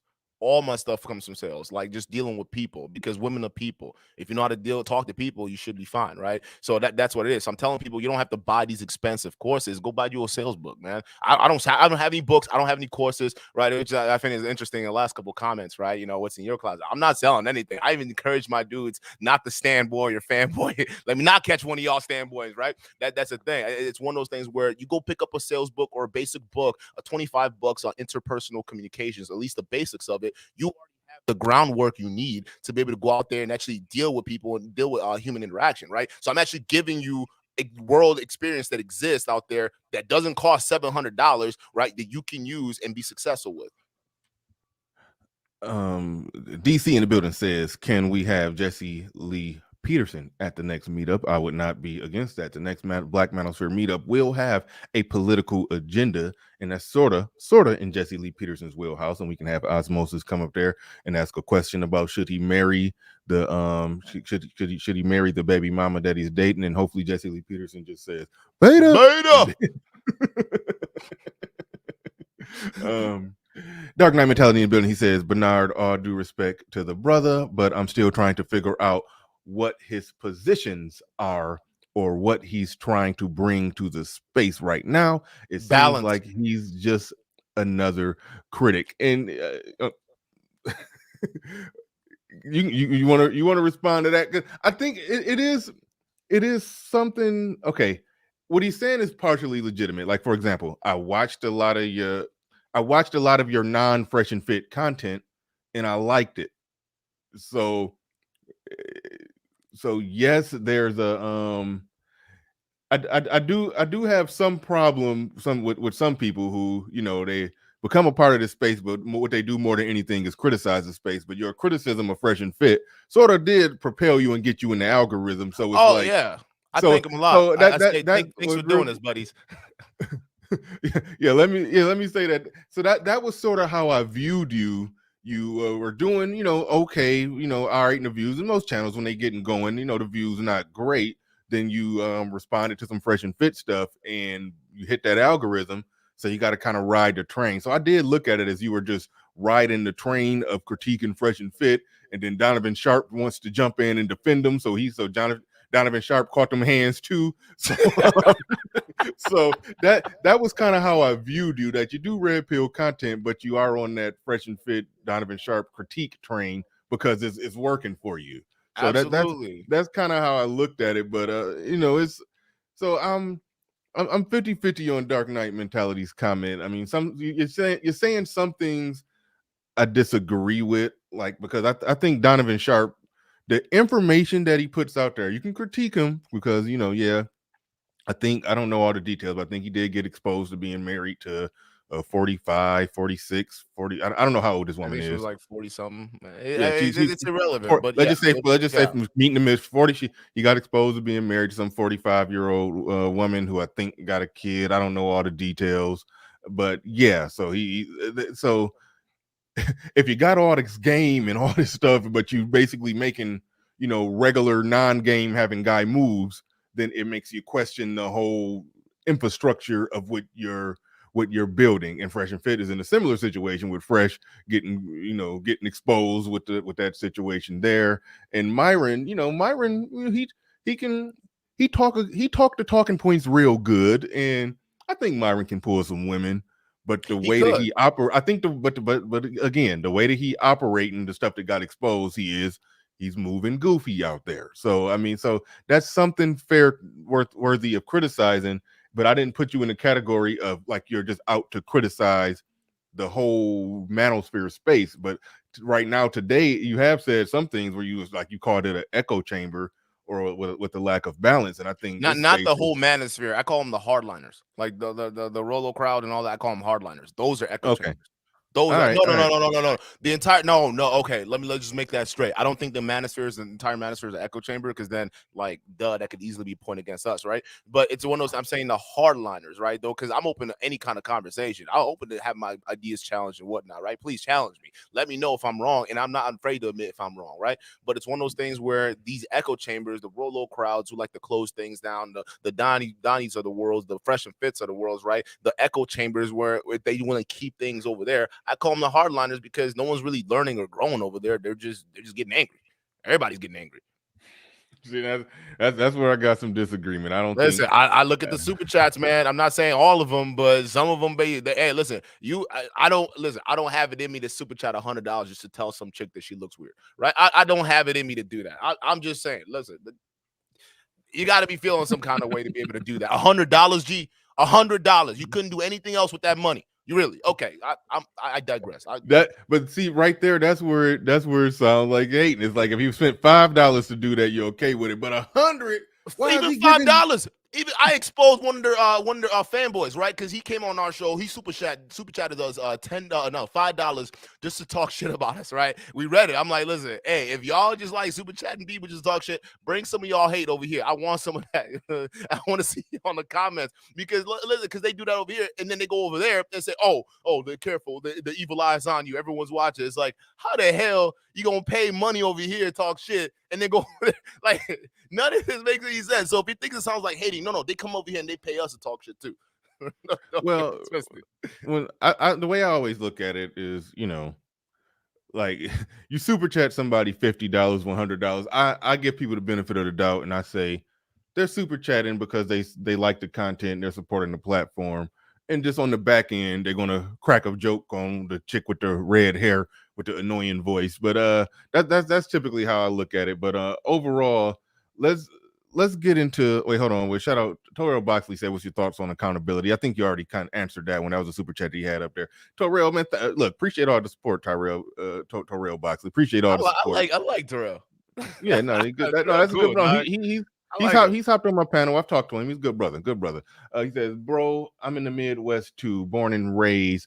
The women that fly into Miami are from. Oh, that's a good point. Women flying into Miami are from everywhere, but I think it is a different mentality for those that want to leave the Midwest to get on that plane and go to Miami. Just about to, because I know girls that are down there right now, bruh, and some of them, right, they went from a small town girl, as soon as they got the little enhancements in here, right? Boom, beelining it to LA. Boom, beelining it to Miami, right? Because you look at their Snapchat, you look at their IG, they've melded into that life. So it's a mentality thing. Girls who fly down there, right? They're flying down there for a particular reason. I'm just trying to say that the girls who actually are staying in their hometowns and trying to build roots, if you're actually trying to find a long-term relationship, right? If that's what you want, then you got to go find those hometown girls that are building roots where they are, right? Those girls who care more about family and being together. That's where you're going to get the most success. I live in the Midwest. I see a lot of those girls. And yes, there are girls from the Midwest that do fly down to Miami, but that's a different kind of mindset. Right on. All right. We about to. I don't know if you know how my show go. I normally open it up after I do a one-on-one interview, and I give a respectful, fair interview. But I open it up, and that's when sometimes you might face the firing squad. Some of these people in the chat room. Some of these people in the chat room that ain't feeling you, some of them might come up and I want y'all to come up and talk to me. Good. Let me. I'm gonna pause this because then I got like another 10 minutes and we got to wrap it up. But yeah, I'm just go off camera for a little bit to set some stuff up. But I'm right here. All right. Well, let me get the people in right now. I was gonna talk to you about the copyright thing. Briefly, while I put the link in the chat, go ahead and just talk about that whole process and what happened, how it happened, and whatnot, while we wait for people to come on up. All right. So what ended up happening with that copyright, which I full-heartedly expected it, because we were one of the ones, actually one of the other channels that were with notoriety that we're talking about them. But yeah, so woke up in the morning to one of Soul TV 84's messages, right? Talking about, hey, they're gonna get you next, bro. Right. And I'm looking at this and I go on the email and I'm like, oh shit, there it is, the copyright strike. And I'm reading through it. On top was one of my videos I was criticizing with him and Anna Quinn, and I'm looking through and there's like 9 other videos. So I'm like, God damn, these dudes, they ready to take me out. Like, this is wild, bro. But it was one of those things. I was laughing. I called Don up and we were laughing about this. But the more we started to read into this whole, like, the lettering and whatnot, I'm like, wait a minute. It seems like YouTube's on our side on this one. Like, wait, because they're not saying that our channel is going to get canceled in 7 days. They're saying that these guys are going to get canceled in 7 days. Okay, that's very interesting. So I kept reading through it. I'm like, oh, okay, I see what this is about. These dudes just, okay, they're wilding right now. This is not going to be something that they're going to win, hands down. So yeah, they hit us with that too. It was interesting, funny, but very very unfortunate. Yeah, but at the end of the day, everything worked out okay. It worked out. Ain't nothing gonna happen. Ain't nothing brewing when it come to that. We can, so that's good. That's good. I think their channel was gonna be okay too, because I think they had the opportunity. They had the opportunity to drop the charges, and so everybody's coming out unscathed. Just a little drama, but so that's good. That's good. All right, Terrell Boxley, I definitely gonna pass it to you first. You were what's good, Terrell? You were the chat room star, so you got it, man. You got it. It's all you right now. It's all you. And he don't got it working. Osmosis in the building. Beta. But let's see if Terrell. Let's see if Terrell is ready. Come on, Terrell. I do want to hear what you got to say. You had the most. There we go. You had the most smoke in the chat. I had to go to you first, so go ahead. You got it. Oh yeah, no, man, dude, don't try to run. Oh, I got only 10 minutes left. Do not try to run. Don't run from this. You started this. Don't run. But damn. Like you from. You sound like you one of them brothers from Iowa or Nebraska. Am I getting close? It's Wisconsin. He's from Wisconsin. Wisconsin, brother. Well, see, I was gonna say Madison. Madison. Am I right? Madison. Yeah. Madison. Yeah. Okay. I've met your type before. I've met your type. Yes, sir. What's interesting is, brother, is that what we need to do is, bro, do what the fuck they're doing on the Midwest level. Who do what? Okay. Yes, bro. The blueprint is laid out. Oh yeah. Listen, I'm not. Listen, Terrell. Hang on. I'm not disputing the fact that they found a formula that worked. Matter of fact, we got a studio that's coming out that's gonna do the exact same thing. Listen, the only difference is we're actually gonna have conversations. So they have a formula that's worked. And here's the thing that y'all don't understand. Like, and then y'all miss this in the criticism. I don't know, because the roast is too good. But what I usually slip in there is the fact that I respect what they've done. They have laid out a blueprint, because what they've done. Because Kevin Samuels, I would say, kind of like opened the whole thing up. I got to give him credit for that, right? He opened the whole thing up in terms of dealing with having that dialogue with women and more of that, seeing that happen, at least on a bigger scale. And then Fresh and Fit took it to the next level by actually having it physically in studio and having these conversations. Where they went wrong is how they started to steer it to where it started to become a little, okay, this does not match up or sync up with the reality as well. So that's a big issue with that. But the concept, nigga, what you talking about? Hell yeah, it's a dope concept, and I don't knock it. I'll never knock it. You know what I'm saying? So I can have simultaneous ideas. I can say what they're saying is bullshit, but also respect the work they do, and that's on some man shit, dog. That's double talk like females, bro. That's why I said that you started to sound like Time out. Let's go one at a time. And Terrell, you got some background, so I want you to lay out exactly, clear and precise a problem that you have with them, so we can give a clear and precise answer. So go ahead, bro. The hate is too strong, bro. Whatever pill you taking. Can you hear me, Bernard? I can hear you, bro. But Terrell, respectfully, hold on, wait, hold on, bro. Go ahead. Osmosis, bro. Is that osmosis, bro? No, that's not. That wasn't osmosis. Terrell, I'm gonna pass it. I mean, it sounds like you said what you had to say very clear in the super chats, and he responded to it. But right now, it sounds like you just coming up to just say, yo, nigga. No, you ain't really saying nothing. I never called a nigga. I don't even. Okay, I barely use the word. Cool. I know. Well, remove that word from the record. But you're not really giving a clear, precise statement. All right, I'm gonna pass it, Terrell. I'm gonna pass it. What? I'm gonna pass it. Right. You fired off your full shot in the super chats, and now you basically just wanted to just confirm that he's a hater. All right, moving on. Y'all hear me now? I couldn't hear y'all for a split second. We can hear you now. All right. Well, can I? I don't know if y'all heard what I was saying before, but we don't hate them, dog. Like, listen, y'all always come out, and one of the main things they talk about is the girls and the goddamn money, bro. Listen, I'm an engineer, bro. I work in my other life, bro. In the real world, I do stuff, so money is not an issue to me. When we start this, we don't even ask our audience to super chat us anything, right? So it's one of those things where I'm not sitting out here trying to pretend to be something I'm not to over here to get y'all to buy in, even though it could be very easy to do so. I'm not out here doing that. We just out here trying to spit what needs to happen. So when people come out there with the hater, because of this and that, it's just not how it happens. And to correct you, I was raised in Madison, right? I was raised here, but I was born in Nigeria. So I don't think you know me as well as you think you do. All right, cool. Obsidian, we're gonna pass the mic to Obsidian. You got the floor. You got the mic. Good morning. Good morning. Okay, so let me see if I got everything. Okay. All right, so I've never heard of this gentleman before. This is the first time I ever heard of Duke and Don. I take it as two gentlemen, but I think I'm speaking to Duke. Yes. Okay. I never heard of you guys before. Welcome aboard. But it's clear that you have quite a bit to say about certain individuals. Let me ask you the first question I have. Do you consider Donovan Sharp and Fresh and Fit part and parcel of the Black Manosphere? And if so or not, how and why? As far as the Black Manosphere, no, I don't consider him as part of Black Manosphere, but that's just not me. But it's one of those things where some of the guys, I think O'Shea has mentioned that they're out. I don't know if they're back in or not. But as far as the Black Manosphere, I don't consider him as part of it. Just because a lot of the issues, especially Donovan Sharp and what he says about Black women, sometimes it's just like it's a little sus, bro.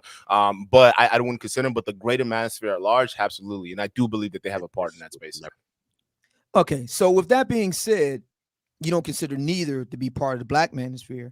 No. Do you okay, so with regard to your focus, where does the Black Manosphere factor into that? And who do you consider in the Black Manosphere to be as problematic as you clearly think Donovan Sharp and Fresh and Fit is, and why?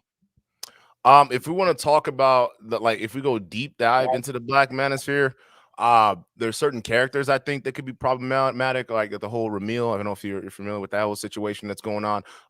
That one, it's a little sus. And you look at what's going on and some of the call-outs he's done. I would say he's part of the Black Manosphere, but also has some shady shit going on. But however, nevertheless, some of his points that he makes, I can see what he's coming from. What was your other question? Well, Ramil is no longer part of the Black Manosphere. If he ever I thought I heard talks. I heard talks before he ended up selling his channel. If that's real or not, I heard talks that he was. No, it's very real. So that was true. Yeah. Okay. And see, I didn't want to touch that or cover that. But when he started railing against Kevin Samuels, and I was looking at some of his points, I'm like, dude, you were bringing unneeded attention to yourself, dog. Like, what are you? Right. What are you talking about? So he's no longer part of the Black Manosphere. Okay. So I didn't know who made that decision yet, but literally, I was the last I left off with him was someone saying that he should be the new guy of the Manosphere, and I'm like, what? Who said that? It was a couple on his chats on one of his streams. He was talking about, you mean comments or comments and whatnot. I saw some. Hang on, easy. I just want to clarify. You're saying commenters said that. Yeah, commenters. My question for you, Duke, as a up and coming content creator, why are you paying attention to what people you can't even confirm their identity says about anything? Well, because the people who follow him do. And even if they can't confirm their identity, it's the message that they're preaching out to people. Because in the end, it comes down to the message. The message is: are you gonna out here helping men? And is any of this gonna be something that a guy's gonna take and it's gonna be beneficial for their lives? Right? It doesn't matter what face, if they're showing their face or not showing their face, or where it's coming from. It's about the message. And right now, what we see in the message. Well, here's the thing. What I've noticed. Hang on, Duke. That's not true. It's not about the message. If that were true, that is not about the face. It's about the message. You wouldn't be cammed up right now. YouTube wouldn't be one of the largest social media platforms on planet Earth. Instagram wouldn't be where it is. TikTok wouldn't be what it is. Facebook Live wouldn't be what it is. Faces do matter. That's part of the credibility. Hang on. That's part of the credibility of the message. And this isn't my personal opinion. This is what industry professionals with working with social media say. People want to see you so they can identify with you, so they can relate with you. That's why that camera is so important. So my point is that it seems to me regarding Ramil that to the extent you consider him a problem, my response would be that we have to be very careful about who we're taking our lead from in our responses. Like I've learned in almost 7 years, I've learned to be very wary of where messages are coming from. I've learned to be very wary. On the same point with that one. I'm with you. As far as the dating piece, is there anybody in the Black manosphere, now that we've established that you don't consider Donovan Sharp or Fresh and Fit to be part of it, is it anybody in the Black manosphere that you consider to be well, who do you consider in the Black manosphere to be authorities on dating and mating issues? I would say Steph is cold a little bit, but not a whole lot, because he kind of delved into the kind of the male side of things, and keeping it up, the personality aspect of it. But I would say dating coach wise, the Black manosphere space, I would say he's probably one of the ones I would consider.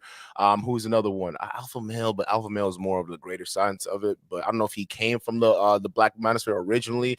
But he's one of the other ones in the dating coach world. Like in terms of spitting natural game, actually, it's pretty valid.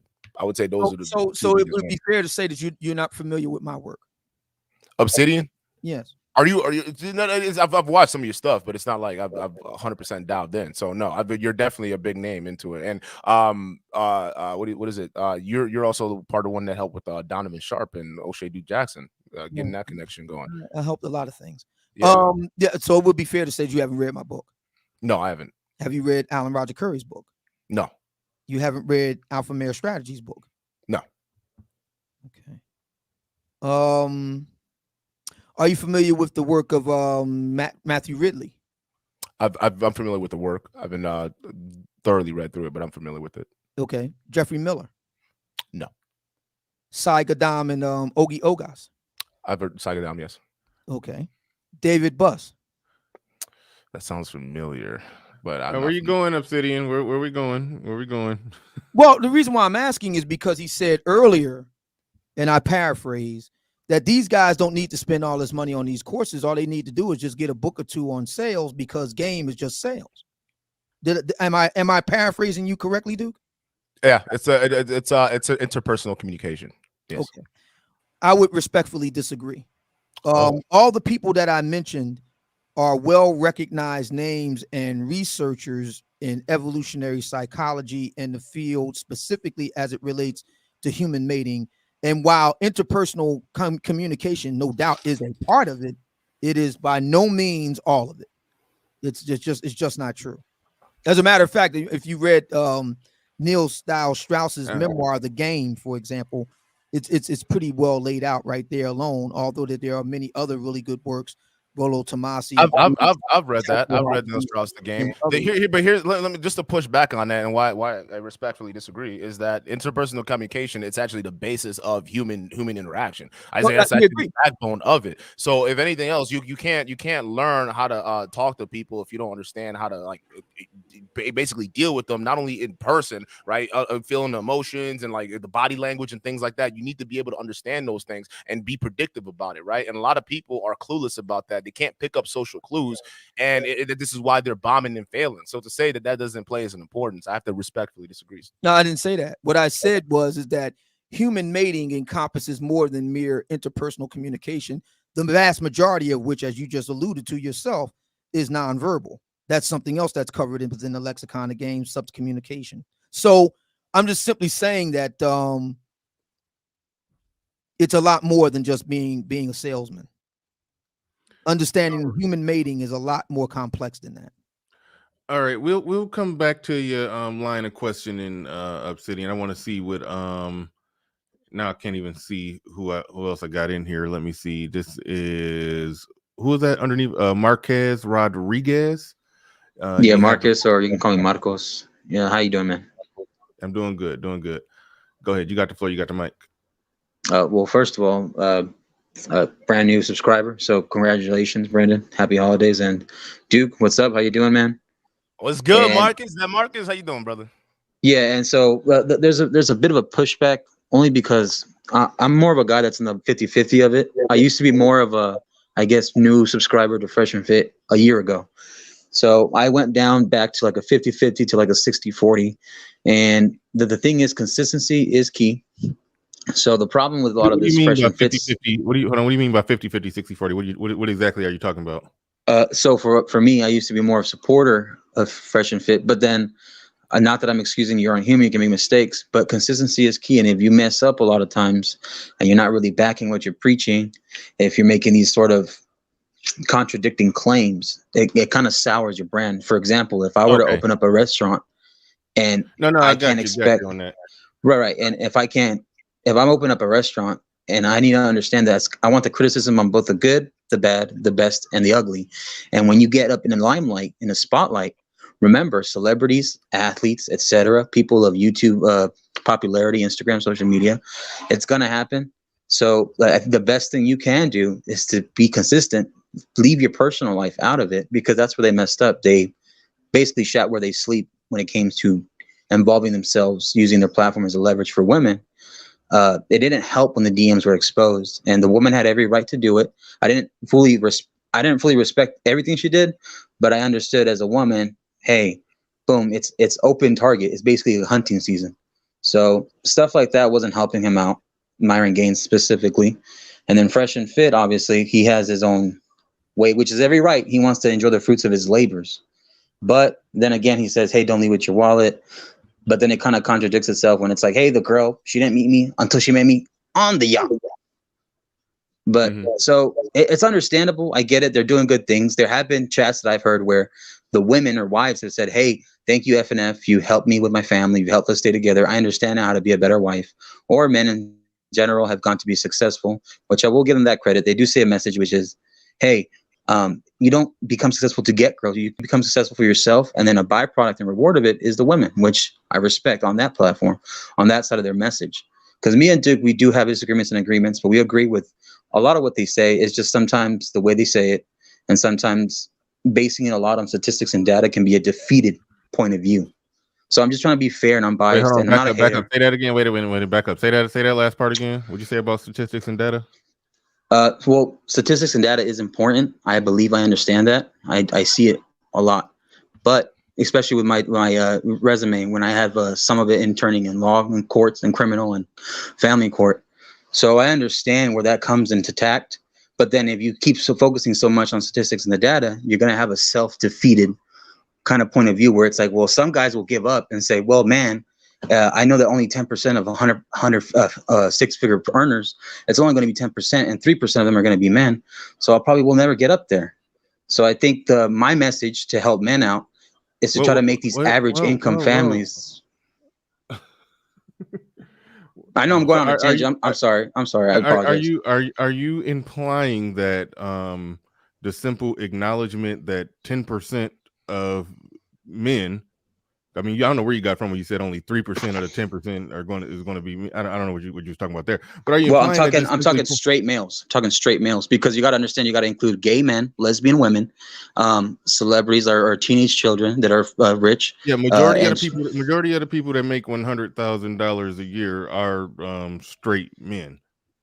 And in the mere fact that you're saying, well, you got to account for this percentage of women, this percentage of gay men, this percentage of this, so it's like you're leaning on stats.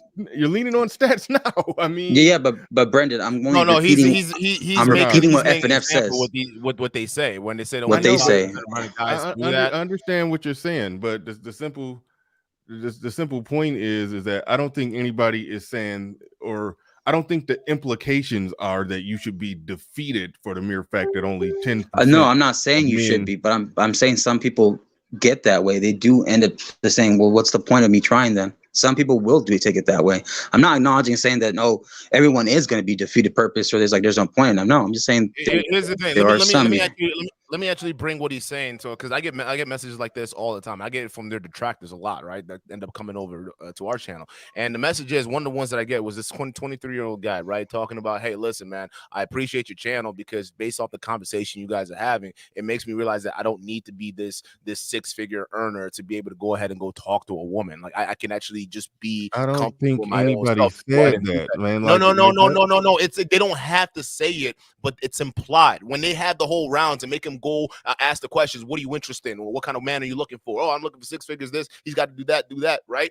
Not saying that that's what Fresh and Fit believes in, but that's when these girls repeat that, and the boys are watching and they're seeing that, they're thinking, okay, well, all these girls in 95, if I want to talk to her, I got to make it 6 figures. I'm not that. Well, I guess I'm discouraged now. I don't want to fucking do it. You women are all just 304s looking for rich guys. That's all it is, right? So that's the mentality that ends up happening. Not saying that they are preaching it. It's what's implied by watching the show. Okay, so all right, but to me, that's not a critique of the show, because it was a guy, and Fresh and Fit wasn't even in the conversation. The guy had emailed me, and he was on my show first, and then we spoke after the fact, through email, and he was telling me about his situation and his problems he has with women, and he was like, and I'm not a 6-figure guy, and I'm not. So my immediate response is like, okay, I mean, if you want to make more money, okay, work on it, do what you got to do to develop yourself, but that's not an impediment for you to, that's he came with the same energy that you're talking about, that he thought he had to make that much just to get in the game. And so he was wrong, and he was basing that, sort of, I guess, from watching Kevin Samuels' show. So, okay, so we criticized that too. He misinterpreted an aspect of what Kevin Samuels is talking about, or his inexperience with women. He couldn't differentiate from a woman saying, yes, I want this, yes, I would like this, versus what she actually deals with in reality from the men that approach her. So maybe he just hadn't been out there. Well, I know for a fact he hadn't been out there, really approaching women and getting in the game. So he had a distorted view of it from watching content. So yeah, it was. So I know, but that's not. You're making our case for us. I know. That's majority guys that listen. I know. Wait a minute. That's not strictly the fault of the content creator, because there's a percentage of people that's going to listen to it who either lacks the experience or just don't got an IQ high enough to figure the shit out, and he got a bad interpretation. That same person could listen to you in the clouds and get some misinterpretation of what you're saying, or some misinterpretation of what I'm saying.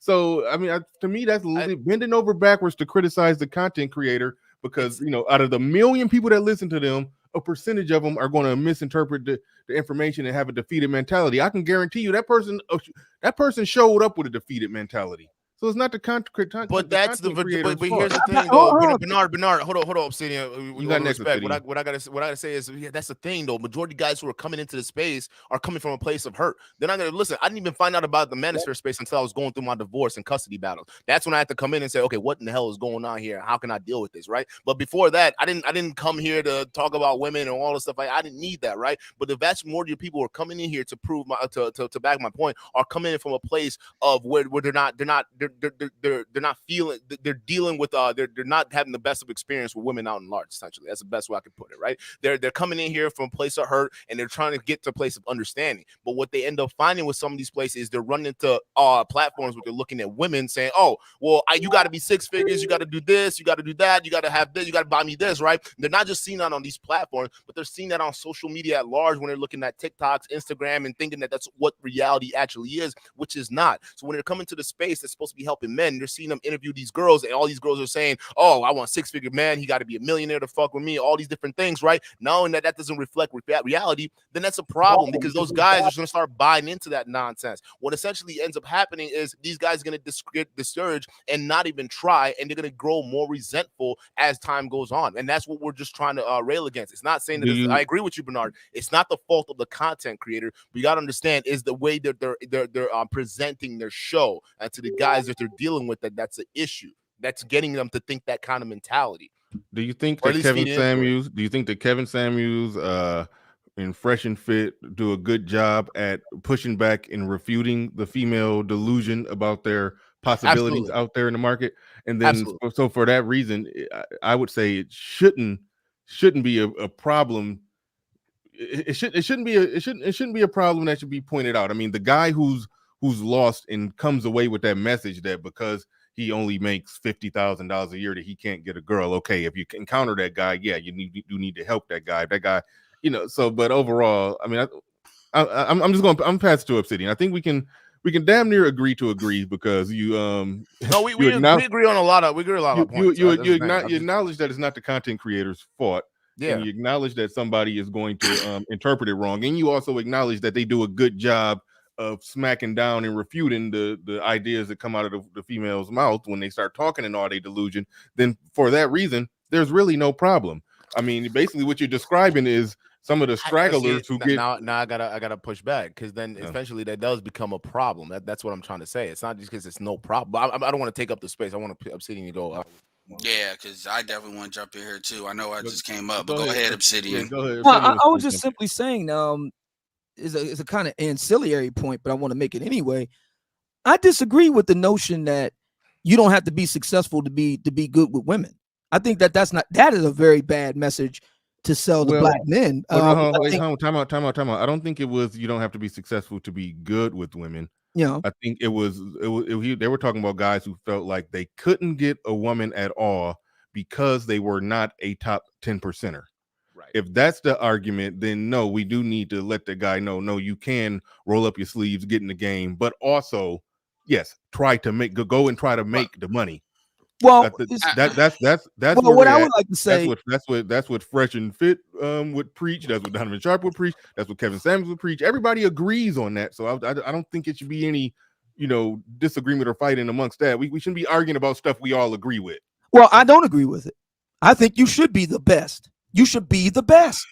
No, you should be. We need more men. We need more black men. Hang on, let me finish. Let me finish. We need more black men with an elite mentality, the best of the best, right off the gate, the best. We need more black men. We need more black men with that thinking. Everybody agrees. Yeah, that's I nobody disagrees with that. That's like kind of a thing on the side. Like we know, let's be clear here. We know these chicks are not picking elite best of the best, and we know in many ways they get intimidated by it. And if they do get it, they start going. I'm not saying it's a bad thing. I'm just stating tremble in fear in the presence of the best. Good. All right. So I'm not gonna tremble in fear. Dude, what you doing is you quicksanding me right now. Like, because I had other things I really want to jump on. I agree with that, but that's like something that's not this. Because one of the things I wanted to talk about, let's be clear here. These are not fucking. Let me calm down for a second. Jay Speed ain't on here. This is not. No, we're not talking to boys, okay? And when I say boys, I mean we're not talking to 8-year-olds. We're not talking to 15-year-olds and under. Everybody that listens to Fresh, I won't say everybody, but the vast majority of their folks, in my opinion, it lists Fresh and Fit. Anybody in our space, I'll say Fresh and Fit may lean younger than what generally manosphere people more than most. 15 to 19-year-olds. But what? 15 and 19-year-olds. I said overwhelmingly audience members, especially new Fresh and Fit. How do you know that? Yeah. How do you know that? Yeah, that's analytics, audience analytics, and then we've Kevin and Realder and I kind of discussed that on their show. But so is that what they say? Is that their analytics? Time out. The only way that anybody could ever see my audience analytics is if I go to my analytics, screen share, and show them. Are you saying that Fresh and Fit screen shared and showed their audience analytics? It was a stream that we I don't know if I was part of that one, but they ended up doing where they broke down their audience members and people who follow them. Okay, no, absolutely, because sometimes, like they listen, man. These internet detectives are crazy. Like I'll give it to you. Like O'Shea one time he showed a screen share for a hot second of how much he making. All of but that's different. There's the two different things here. Bernard asked a question. You just got finished confirming his question, Ed. O'Shea voluntarily showed from his dashboard the analytics of his audience. What Duke is saying sounds like someone else was talking about Fresh and Fit, and they did their own little independent working of the numbers and came up with an estimate. Those are two very different things. So do confirm it. Did they actually screen share and then somebody it wasn't a screen share, it was an analytics breakdown. So we okay, you talk about they went to a third party site and did it, or did you get it directly from them? I'm not sure. I'm not sure where they went. Okay, and got the facts. Well, this is all hearsay. All right, that don't count. Hearsay, but yeah. And make no mistake, I'm a digital marketer. I understand there's value in those analytics, but that would kind of make sense given the traffic they do. But still, like generally in the manosphere. Go ahead. I was gonna say the easiest way you can base that is the people who are also surrounding them too as well, and kind of the audience that they share too. And some of them, I believe one of them they actually kind of released. I forgot who it was, but they actually kind of released that, and just based off of that, they were able to kind of work it around. If these guys are all kind of in the same pool, following each other, this is pretty much their crowd. Is it in your? So what percentage? What percentage do you think Fresh and Fit's audience is under 18? I would say, if anything else, I'm not going to go as far as they were saying. I'd probably say a good 15 to 20%. All right, that's okay. I mean, how could you really? I'm gonna pass it right back to you, Ed. I got some. Look, I know on my channel that I clicked a thing that it's not for kids, and I do believe they define kids as under 18. I know. No, it's under like I think it's like under 10 or something like that. Like okay. YouTube kids, it's a lot younger than that. All right, I have my audience is like 0%. Yeah, my audience skews my age or older. Like if I pull my analytics up, they skew. I'm 35. They like the majority of my audience are in that 35 to 44, or like that 44 to 54. And then I got a good piece. The lowest part I got, well, other than 62s and up, is the younger. But that's my personal audience with my style. That's not indicator of whole space. But even if it's 20, let's go with your 20%. That still is like compared to what their audience is. I mean, I would argue they got probably 10% women listening to them, like real talk, as far as subscribers. So, I mean, the thing about it is when we do that impressionable thing, that was an argument that was made. Oh, well, we need to save these people from being y'all bullshit. That's not even admissible in my court as far as playing that impressionable role, because that's a way for people to try to insert the morality and take out all of the, people are doing this for competition. People are doing it. And look, and by the way, fuck Fresh and Fit. I don't like Fresh and Fit. So let's be clear here. I'm not caping for them. But I would listen to Spencer Cornelia way before he started jumping on Fresh and Fit. So anyway, but my thing is, I don't like when people insert that, because that's a way for people to try to be right even when they're wrong. It's a way of removing all of the caveats that people need to look at, because we need to save these people. Audience members are accountable for who they listen to, period. There's a lot of dumbasses that people listen to. I think they shouldn't, but at the end of the day, that's their right to listen to them. So we can't be like, we got to save the audience. I mean, Fresh and Fit has been exposed multiple times. If people want to choose to still listen to them, because for all we know, they're listening to them just for entertainment. Now, a lot of them will say that's not what they're listening to, but they could be bullshitting. But so I'll leave that point there. The other point that I have a big issue with, in particular, what you said, was this idea of intermixing Red Pill with all of this stuff. I understand Fresh and Fit and Donovan Sharp represent themselves as Red Pill, but the problem is a lot of the confusion that seems to be had is this dating coach bullshit. The reality is the dating coach sector and the anti-propaganda sector are really two different sectors. Now, there's certain people that cross streams with that. Obsidian is somebody that is recently with his book and stuff kind of intermediate with the dating coach sector and decided to go right where the source of what he thinks the issue is. I kind of heard you kind of going into that with, have you heard of him and stuff with the book Obsidian? So some of us, we can jump back and forth. Stephen Cole does that too, but understand that there's really two things here. There is the anti-black women saying that we're the reason they fucking suck sector, which is the original reason we got on this motherfucker, other than the empowerment of black men. And then there is the dating coach thing, which is a whole bunch of dating coaches that, because the dating era died out, which paved the way for the rise of MGTOW and stuff like that. And then now they want to intermix. This is really purple pill shit. I still want to deal with women, but I want to be aware. So where does the game stop and where does you putting yourself first begin? And that has gotten really confused. So what I hear a lot of what you're saying is a lot, as far as your complaints, is a lot of this confusion. Like Donovan Sharp does not like MGTOW. And to me, MGTOW is one of the more pure versions of what it is to be Red Pill. So if that's not in the conversation, then we're really not really talking about red pill. So what I would suggest is if you have issues with certain content creators, you got to be more specific as to, you don't got to call them out by name, but really it's the dating coach sector that talks red pill you have a problem with, not really the folks that are really talking red pill. And then the woman shit is just like, look, man, self-improve and pick the chicks.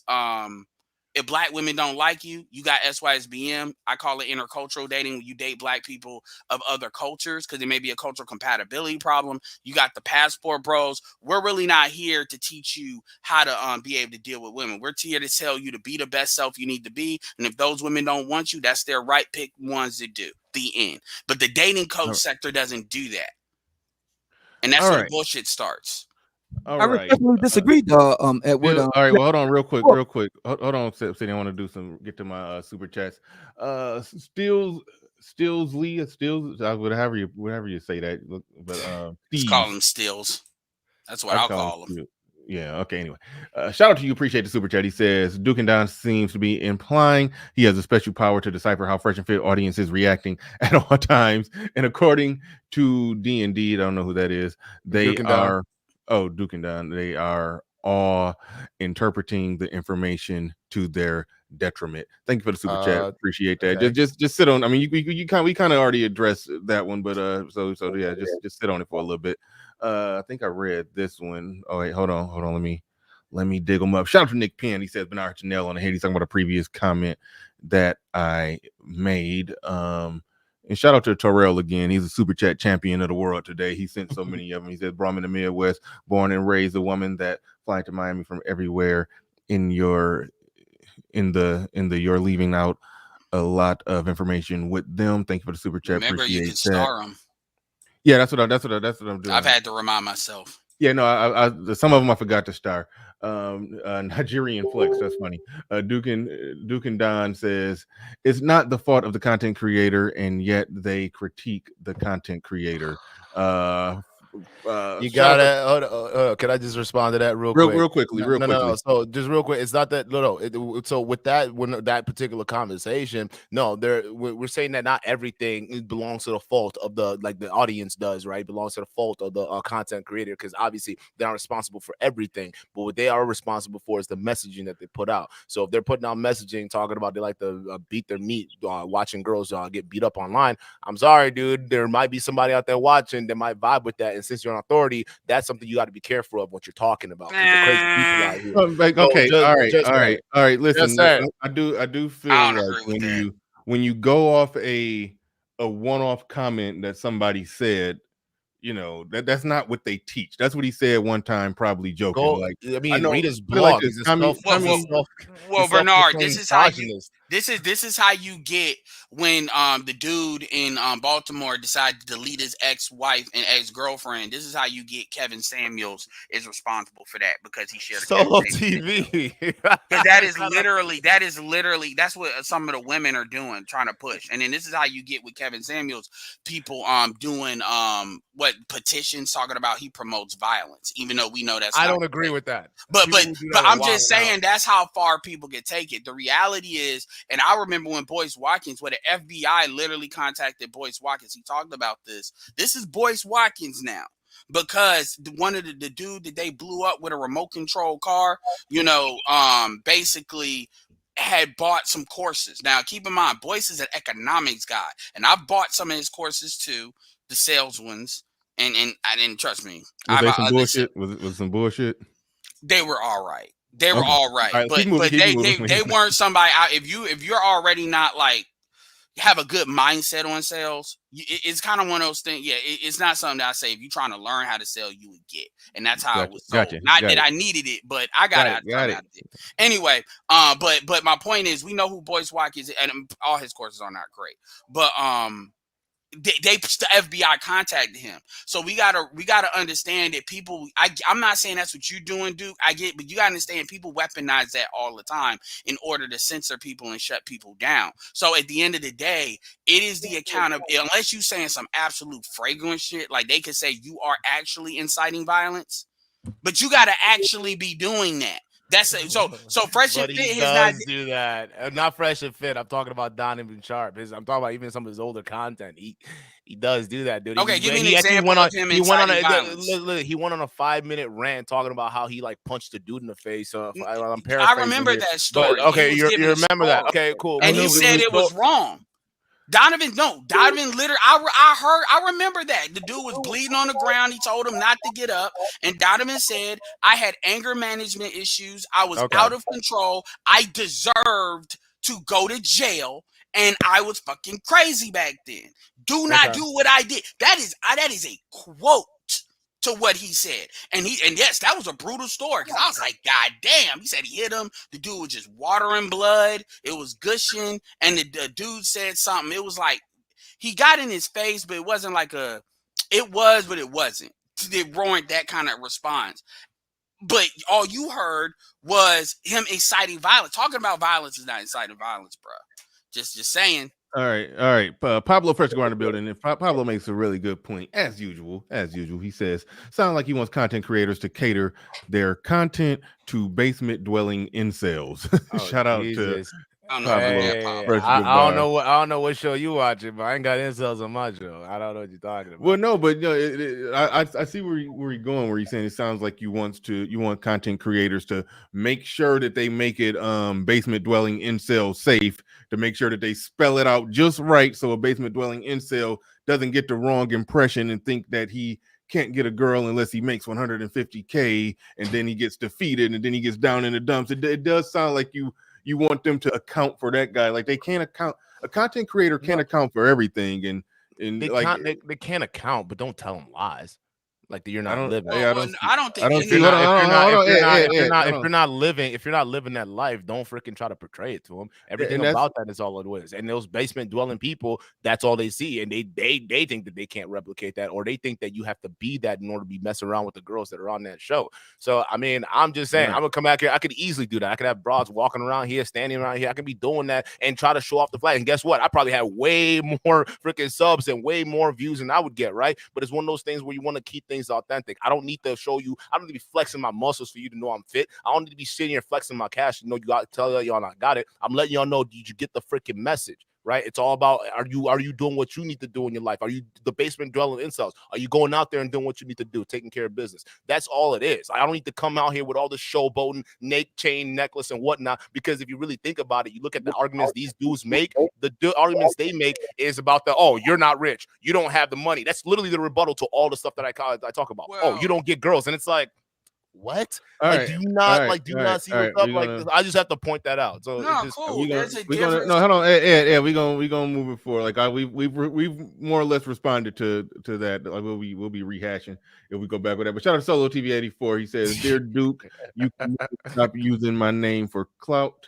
Hey, you from Ghana? Hold on, wait. I already spanked your daddy, Steve.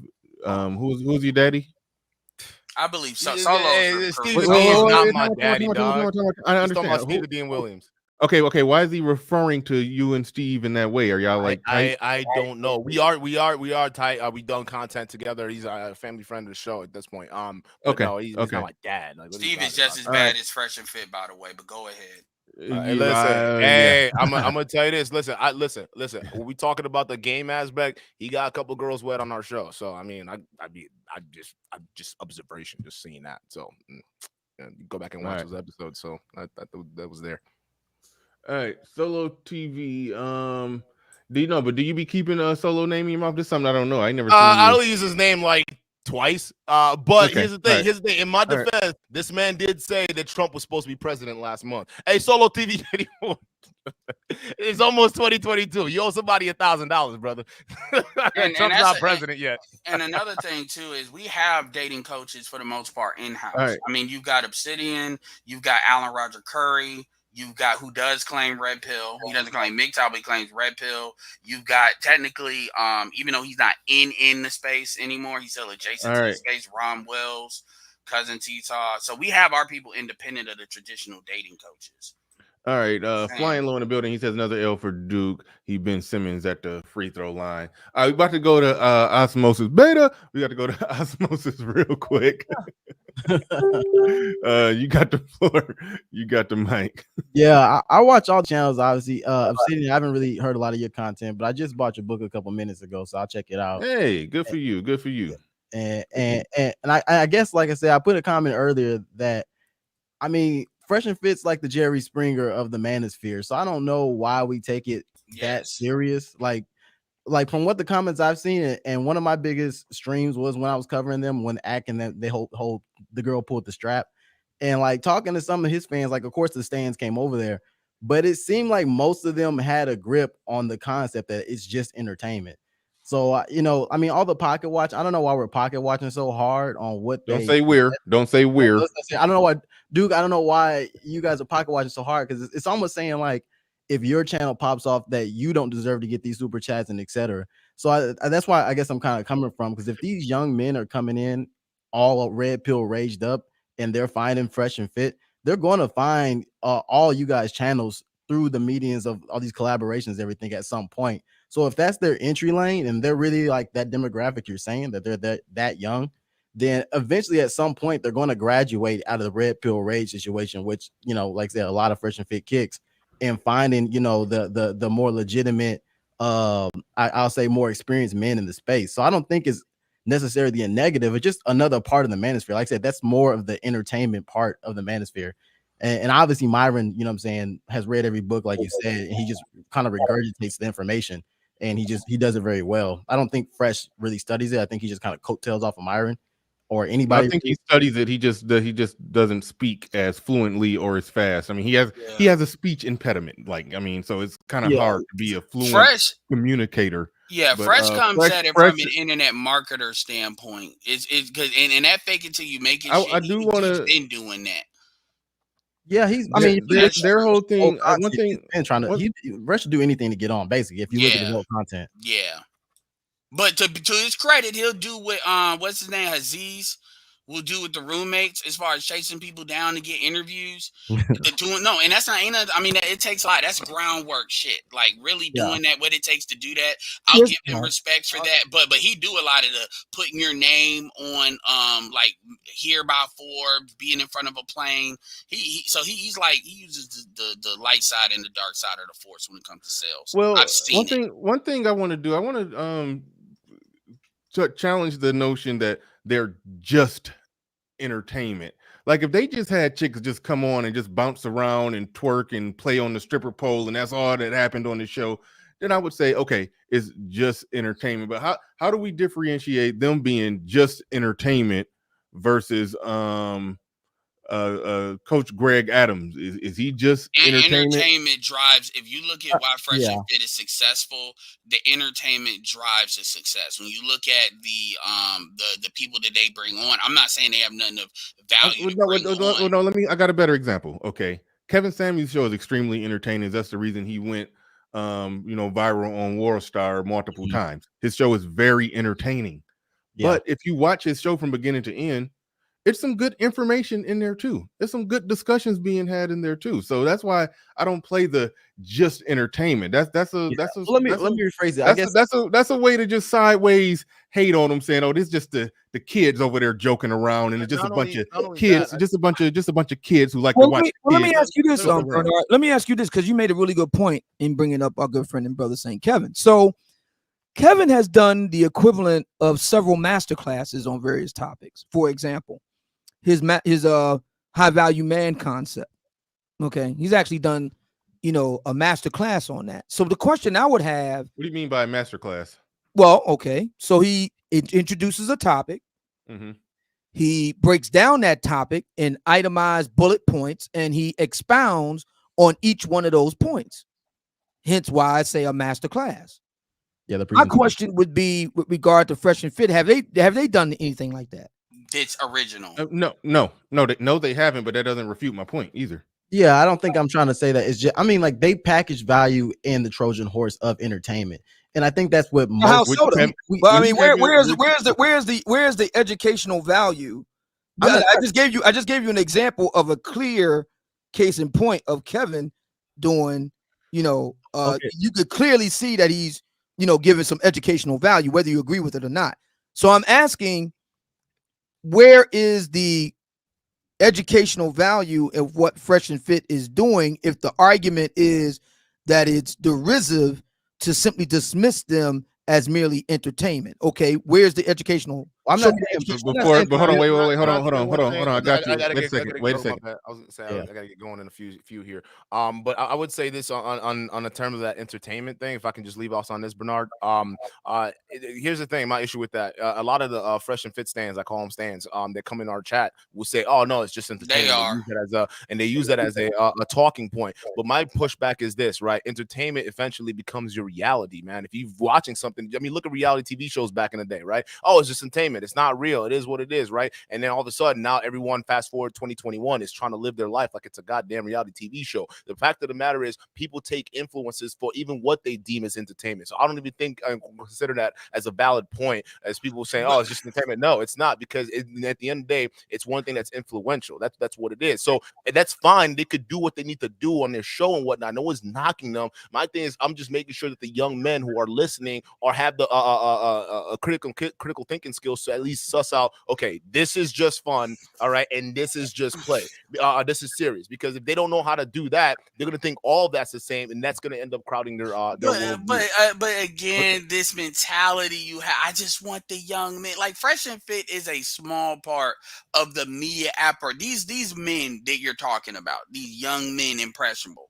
Fresh and Fit is nothing more, is a small part of the entire media apparatus that they're intaking, like, straight up. Like, a lot of what these guys deal with, especially on that younger side, you know, these chicks, back in the day, we were, at least the girl next door concept was out there, and we saw women that exhibited that.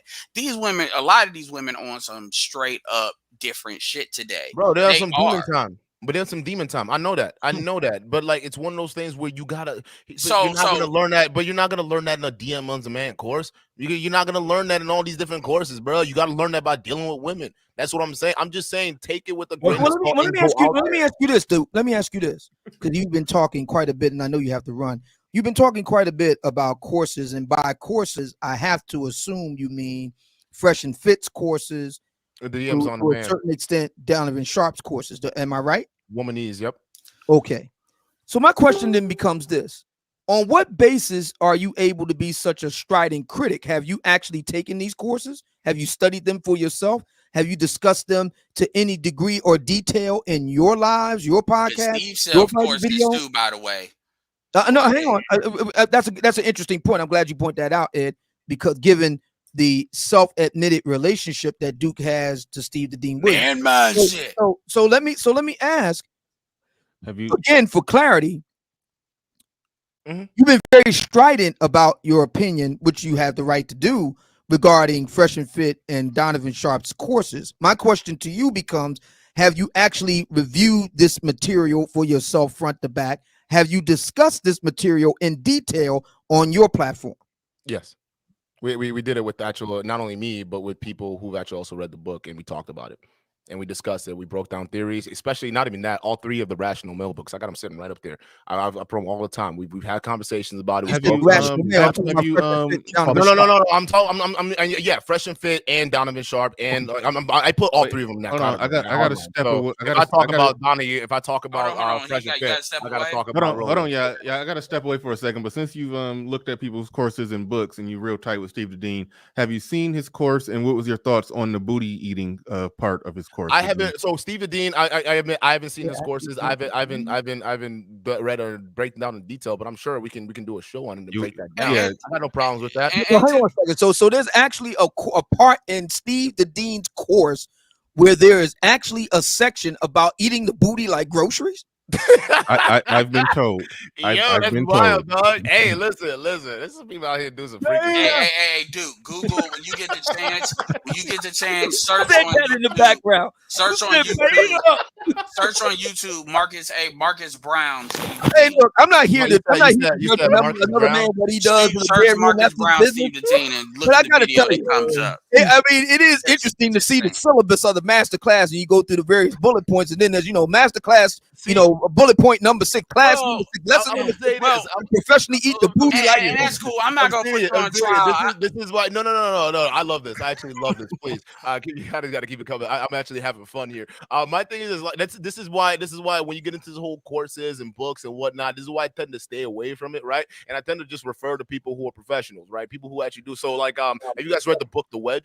You guys ever read that? How to stop selling and how to start winning, right? That's basically teaching people how to not sell by the standardized script that a lot of people do, right? And how people can sniff that out, but actually start selling on personality and actually winning relationships. So I books like that, I like to promote that. I like to promote things that are actually freaking helpful, right? So, but other than that, but those are by people who are masters in their craft, right? But this whole idea, especially in this space, the YouTube space where people are talking, because it's so easy for me. Look, people are labeling me a daily dating coach, and I don't even call myself that, right? But it's one of those things. Consider Steve the Dean Williams an expert when it comes to eating the booty like groceries? I'm just asking. I don't know. I don't know. I don't eat ass. I don't know what ass tastes like, so I can't tell you. Well, would it be fair to say that when you do a review of Steve the Dean Williams's course, you will not be discussing the particular lesson on how to eat the booty like groceries? I'm gonna tell you this. I have read a lot of Kama Sutra books. I don't know if y'all read Kama Sutra books, right? Does the Kama Sutra have a section in how to beat the booty like groceries? Hey, listen.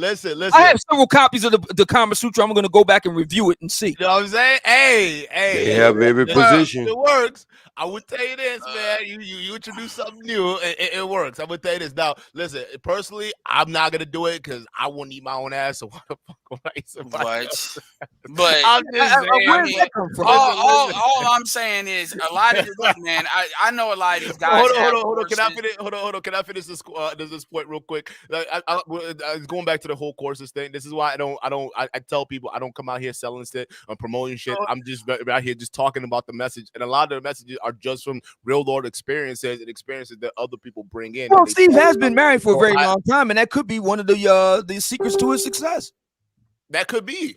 That could very well. That would be worth you discussing on your platform, would it not? I want more married people. Actually, the whole basis. And somebody maybe the way to do that is to scratch and sniff. Maybe that could be I'll subscribe to anybody who promotes getting men and women together. Absolutely, I'm for it. Well, definitely. Listen. I've been divorced. I've done been took through the custody system. I've done been married. Listen, I've done like y'all sitting there talking about what do you stuff in your closet? I've done been through the worst. Listen, that don't faze me, but it's how you pick yourself up and keep going. I could easily come out here. E-Black said the same. Do you think, Duke, that it might have been a possibility that had Steve the Dean Williams course been around at the time that you was experiencing marital trouble, and that you took the lesson number 6 to heart about how to eat the booty like groceries, you might have a different marital outcome. I would tell you this. I tried some stuff in the relationship that she wasn't down for, right? She wasn't ready for it. But here's the thing, though. On that, right? This is why actually stuff like that you were talking about and bringing people together was very important, because even before I got married out of necessity, and the reason why is because I got the girl at the time I was messing around with, she got pregnant, right? And so you had a shotgun wedding? Hey, I shotgun wedding myself, bro. I'm Nigerian. I can't. Me too. I can't sit there and have a kid. I can't. Yes, I can't have a kid out of wedlock. I can't do it. Like, me as too. a man and my principle and out of culture, here's the thing: culture drives a lot of my decisions that I make. Exactly. So if I'm gonna say, listen, even though the old heads would tell me at the time, stop messing around with these girls, stop doing that, right? I still was doing. I was hard headed. It is what it is. I was no rubber, no nothing, but I was doing all out. But the thing is, when that happened, and there was a responsibility to be had. I had to take responsibility, dog. I had to do it. So I now obviously it didn't work out. Pablo with that damn truck. What? Go ahead, Duke.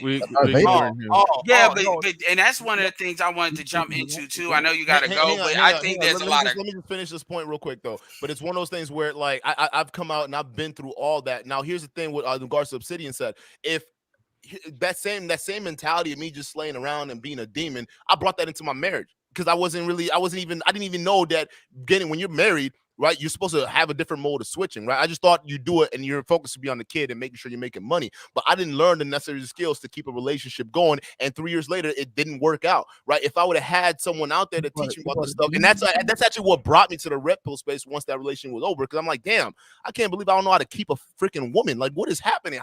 how did this happen? So I had to go in and freaking learn how to do Was that she because the whole Nigerian? time, no, she wasn't Nigerian. She was American black.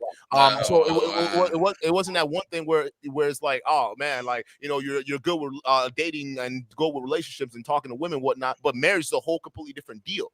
That's But you're in a way would you say your culture? Would you say your culture informed you on focusing on the kid and getting money? Would you say that's impediment on manhood in Nigerian culture? Absolutely. Because Exactly. I'd have been looked like as trash and probably wouldn't accepted by because I'm Igbo. I probably wouldn't be. I'd be looked at a certain way if I came out here and started wilding out and saying, "Nah, I'm not." So if your woman liked you, but you wasn't the booty like groceries too. I mean, come on, man, because he gotta go, Right, and I mean we get that. Listen. But hold on, but like I said, a part of this, what I'm hearing, I've heard this because I think I heard some of you, and I like what I was hearing. It's the cultural aspect of a lot of this shit, and that's something I think that doesn't get talked about a lot.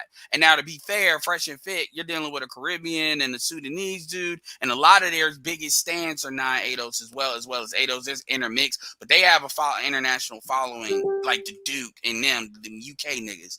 But these are some of the things I think that don't get talked about enough in this space in general, because women are coming at shit even if they're black.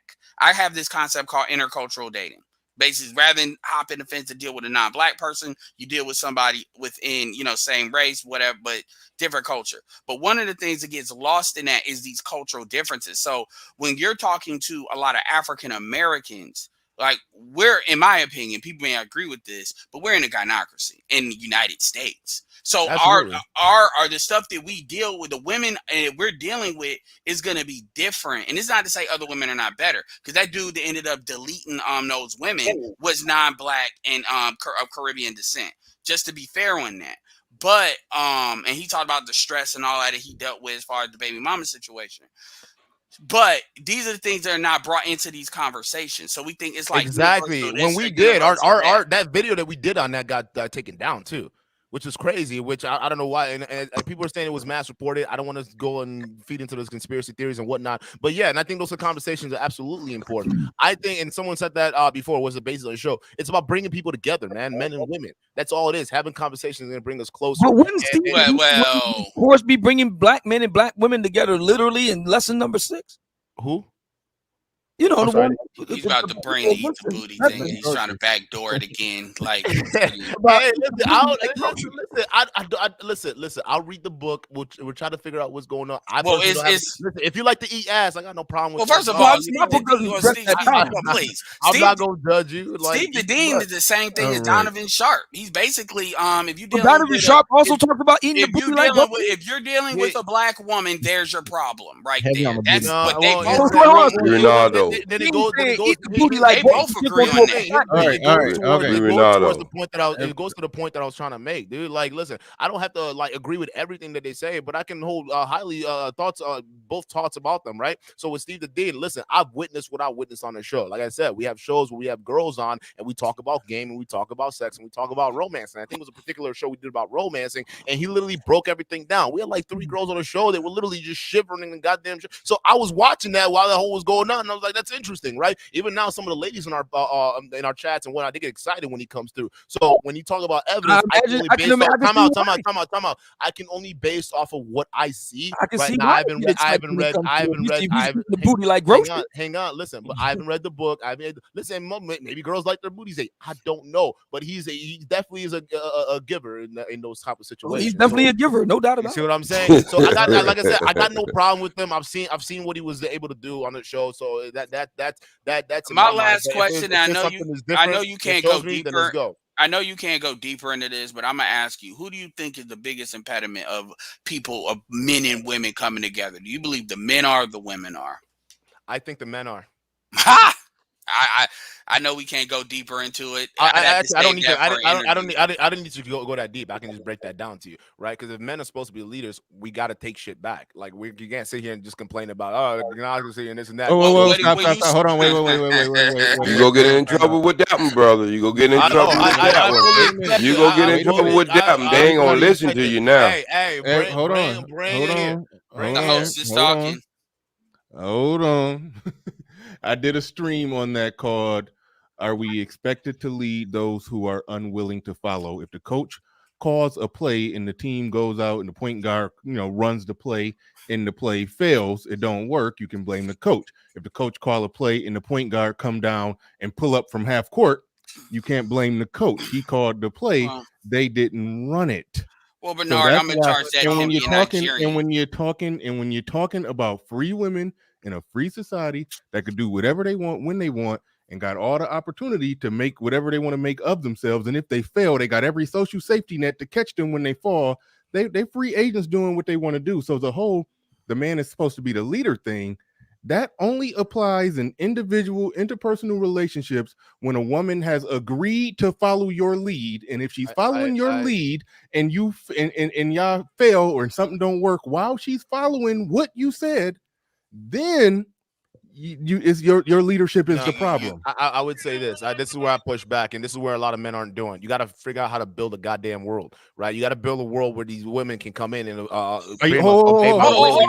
coming from time out. Are you talking about your home, or are you talking about men as a group? Black men as a group have to build Wakanda. No. Let me ask the question. Good question.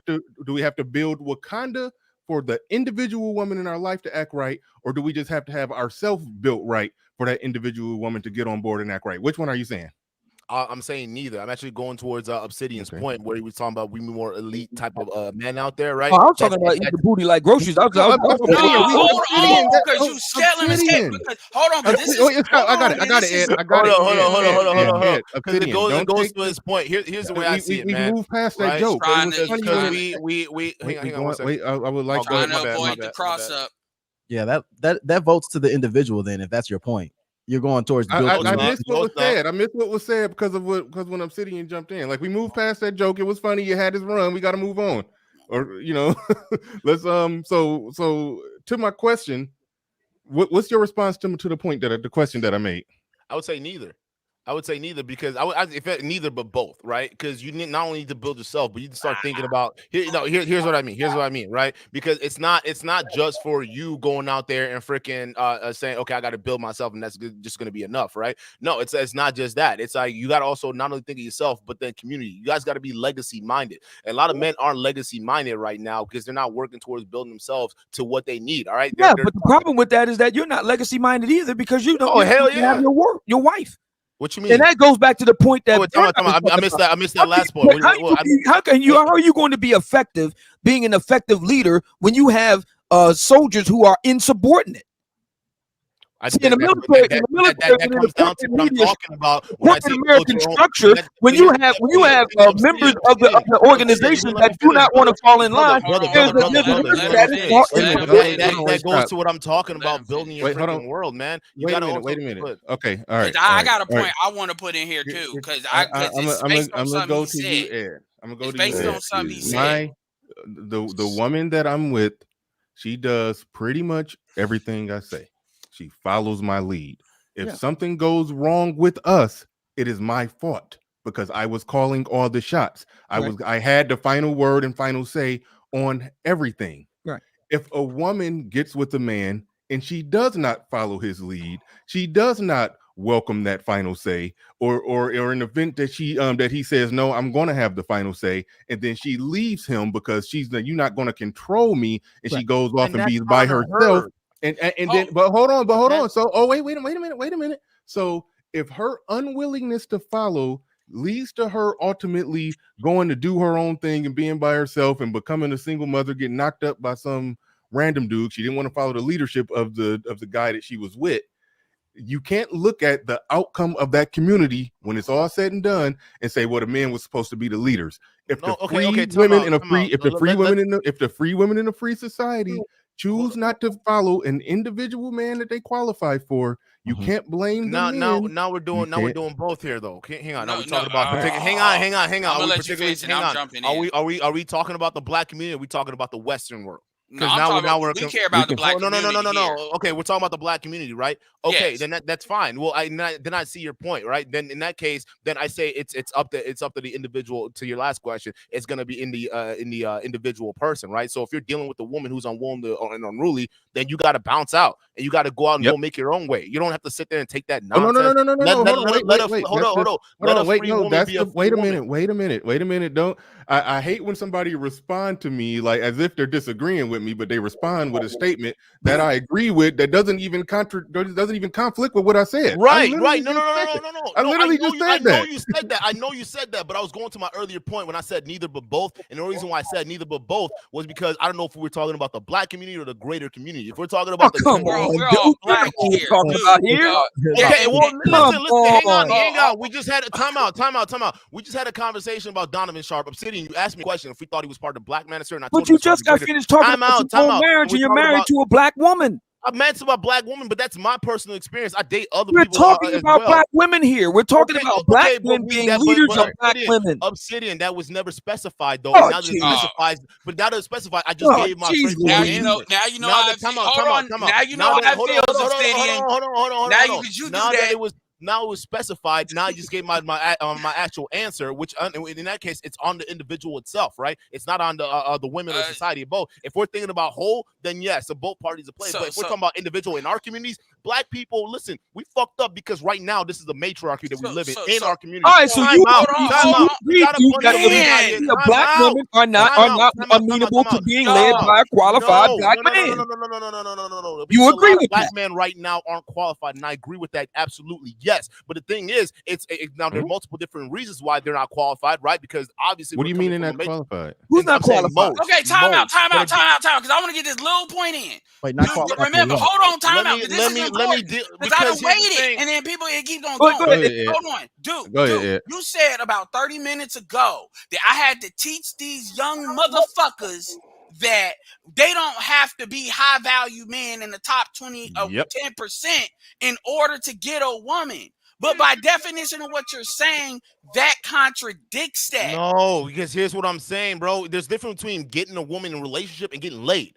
When I was getting laid, I was driving a piece of shit Mazda with the ceilings falling off, and I still got broads in there. If I'm looking for a relationship, those kind of women is not. Don't but that mentality doesn't create the society you talking about, though, right? What are you talking about? Because I understand the difference between building with the actual woman and having fun with one, right? So that's what it is. So, dude, what percentage of African American, fuck Nigerian, because I can't speak to that. I'm talking about, and trust me, there's some fucking raging feminists over there too to come over here. Grapevine, those bitches are Nigerian, but I'll digress from that. But as far as ADOS is what you observed because you grew up here, what percentage of African American, based in your opinion, would you say are just for recreational purposes only? Are you talking about the males or the women? The women. The women, I would say a good, I'd say 45%. What? 45? That's it? That low? I'd give it that. So you're saying 55? I actually, if anything, I prefer than black women. Yeah, of course, it shows. So particularly, and I date mostly black women too. And what's wrong with that? I don't know what's wrong with that. 50, yeah, what's wrong with that? So hold on, what's wrong with what he just said? Don't derail. Let's not derail. You're saying 55% of black women are basically married. They got marriage material. No, I said what percentage are for recreation only. Okay. So you flip that number. You're saying which is still low. So you're saying 45% of black women are actually marriage material. And it's just not. And okay, that's what you said. Absolutely. So you're saying okay, fuck it. What percentage of black men would you say are qualified to be husbands? I'd say a little higher than that, probably like 60%. 60%. Cool. Yeah.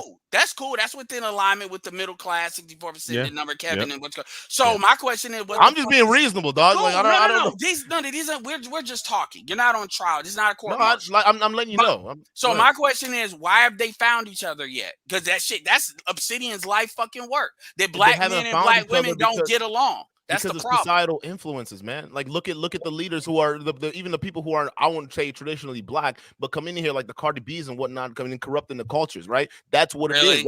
That's what it, not just her, but we talk about Instagram. We got when you talk about this stuff, you can't just say, okay, this is what's happening here without talking about the influences leading up to that. And then when you want to dive deeper, talk about who they're being. Remember these women time out, because then you got to dive deep into this environments that men and women are being raised from. It's not just an easy black and white situation. conversation or answer. I'm not making all it these easy. No. But that's what this place does, dog. I'm not saying y'all, but I'm saying when people make these kind of arguments similar to what you're trying to make here, you're making it seem like it's easier that it's black and white. Man, women go through problems too. Done been a lot more Bell women out here Hooks who just died. I know about societal influence. Listen, man. When you're talking about past traumas and generational traumas, even talk about why they haven't found each other yet. Look at the traumas that a lot of people in our community run a Tuck and Keep It Black, right? Look at the traumas they're dealing with right now. Look at all the situations going. Not even that. Count the trauma that they're dealing with from not knowing their background and where they came from. Think about that all throughout generations. Don't throw that in. They ain't gonna listen to you. They ain't gonna listen to you now, brother. Listen. One at a time. Hold up. Time out. Time out. We can go tit for tat. Actually, Obsidian. If you want, I advise you want to have this conversation later, right? I'll debate you on this. But listen. I'm telling you right now, the whole bunch of influences that are leading up to the fact that we're in the same mess, and why we can't be in relationship with other than just the fact that black women out here trying to do what they want to do because of mama freedom. That's not how that works, dog. Okay. So, dude, I got a question. Back when black people were African Americans were 85%. Do you think that the shit is worse now or back when or do you think real racism was worse? Real racism is worse now than when it was in Jim Crow. Whoa. So let me be clear. Hold on, let me be clear. So when black people were 85% married, you're saying that they had it easier than what the fuck we have it today. Is that what you're saying? They were married a lot easier back then than we are now. Yes. So you're saying the environment. So you're saying that the boomers and silent generation of the past they had a less hostile environment than what we have today with millennials. That's what stuck them together, Edward. That's what stuck them together. The environment is what stuck them together. Together, bro. We had our own community. We didn't have to integrate with all these different people. We had our own community, our own place. No one forced us to do anything until the whole MLK.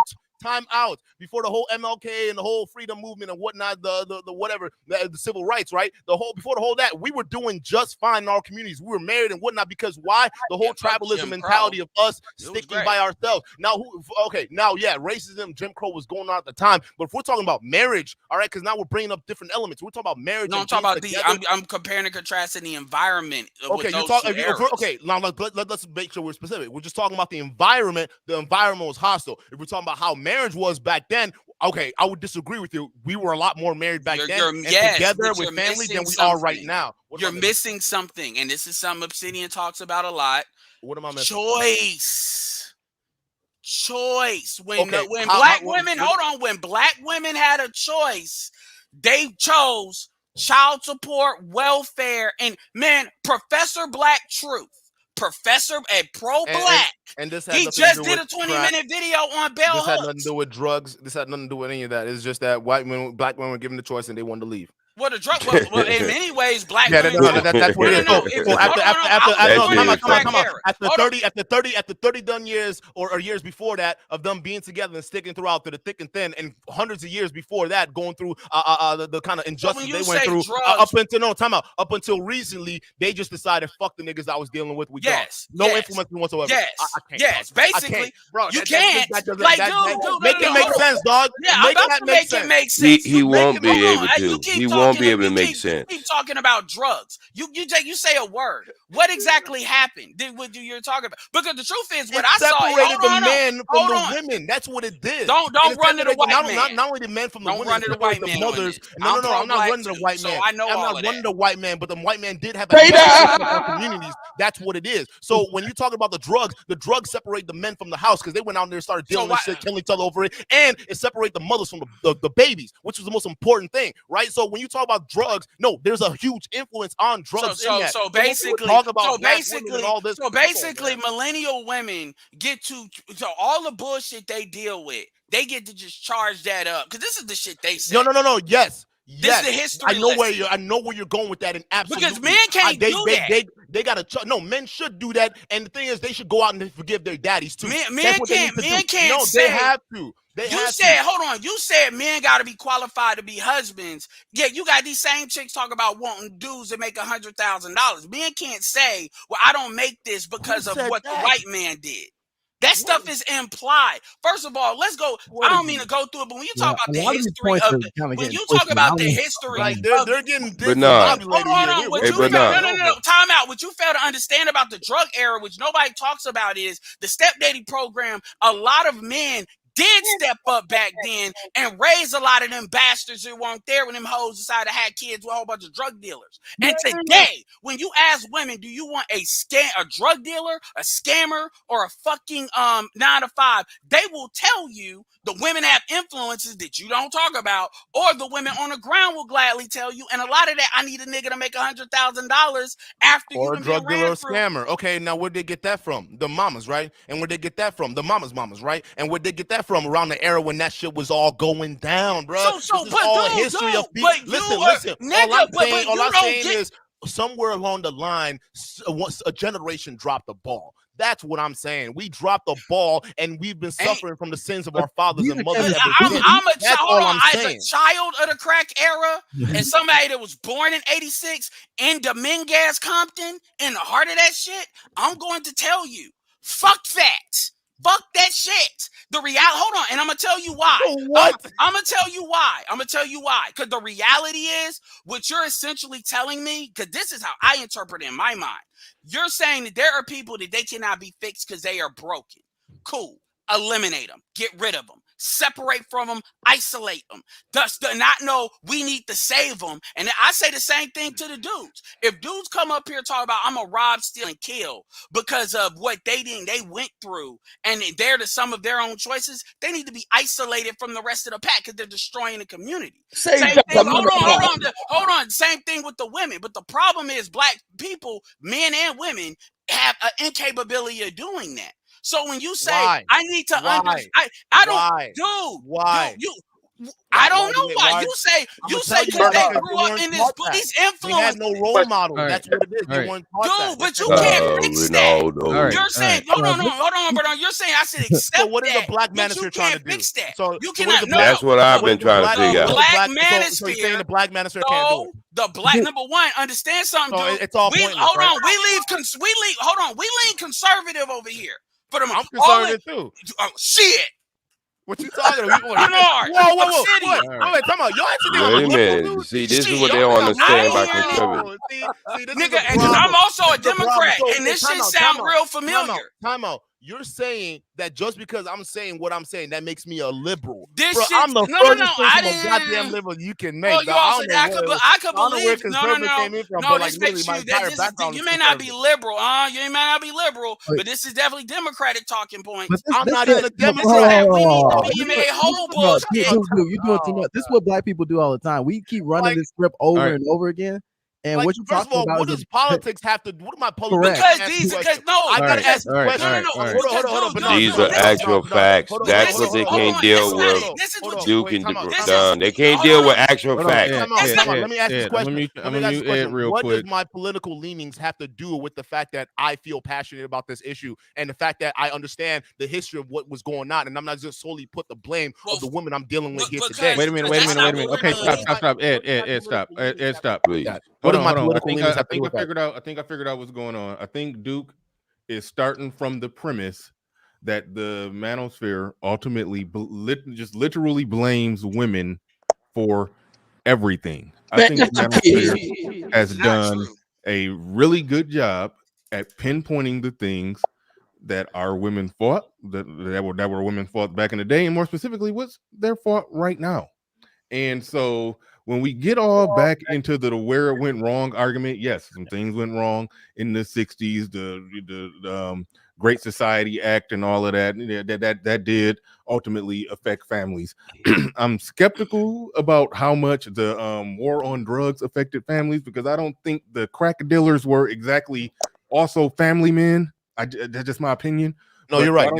I don't think that affected families as much as people would like to say. And also, that's what I meant when I said wait a minute, everybody, please. Also, I was born 1982. I turned 40 next year. So when all that was happening, yes, I was a baby, and then I ultimately, by the time I became, knowledgeable, that era was kind of, already done. So I'm saying all that.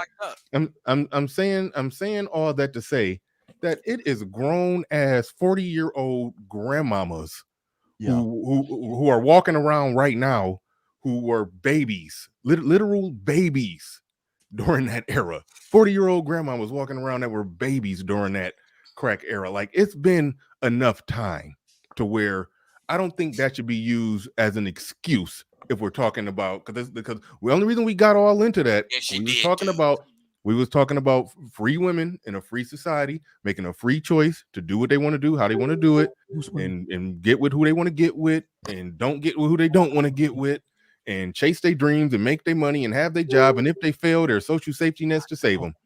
And that has more to do with why the relationships aren't together like they used to be, because when we went all the way back to Jim Crow, when it wasn't the social safety nets and they didn't have the ability to go chase their dreams, they had to attach themselves to a man.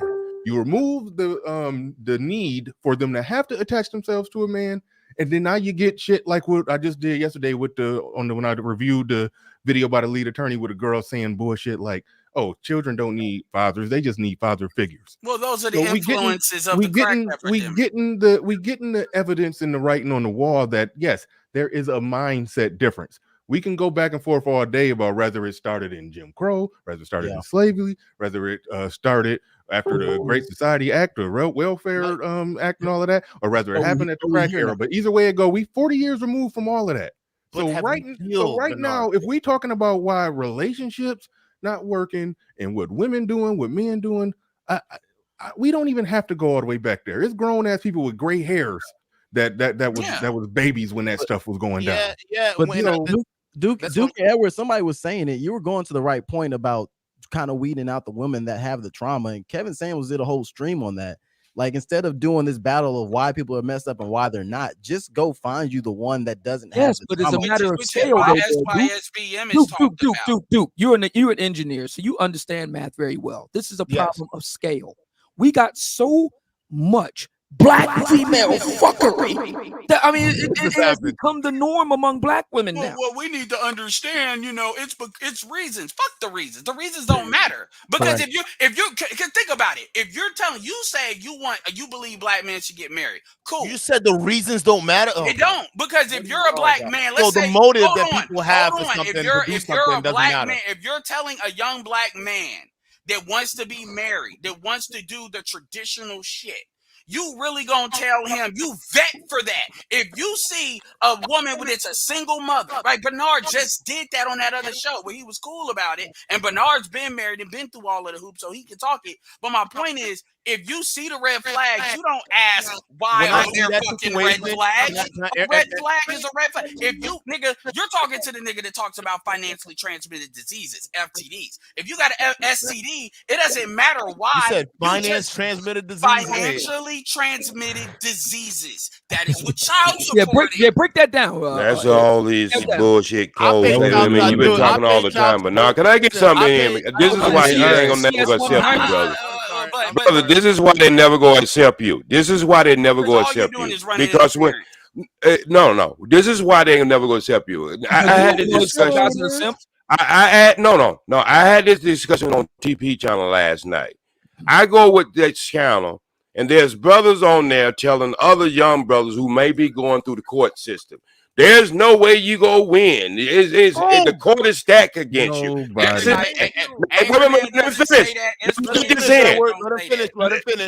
Let me get this in.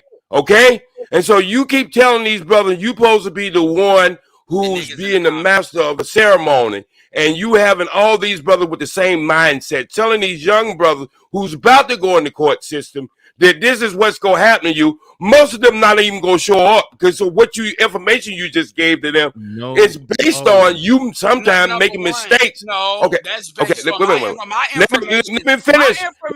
You've been talking all the time.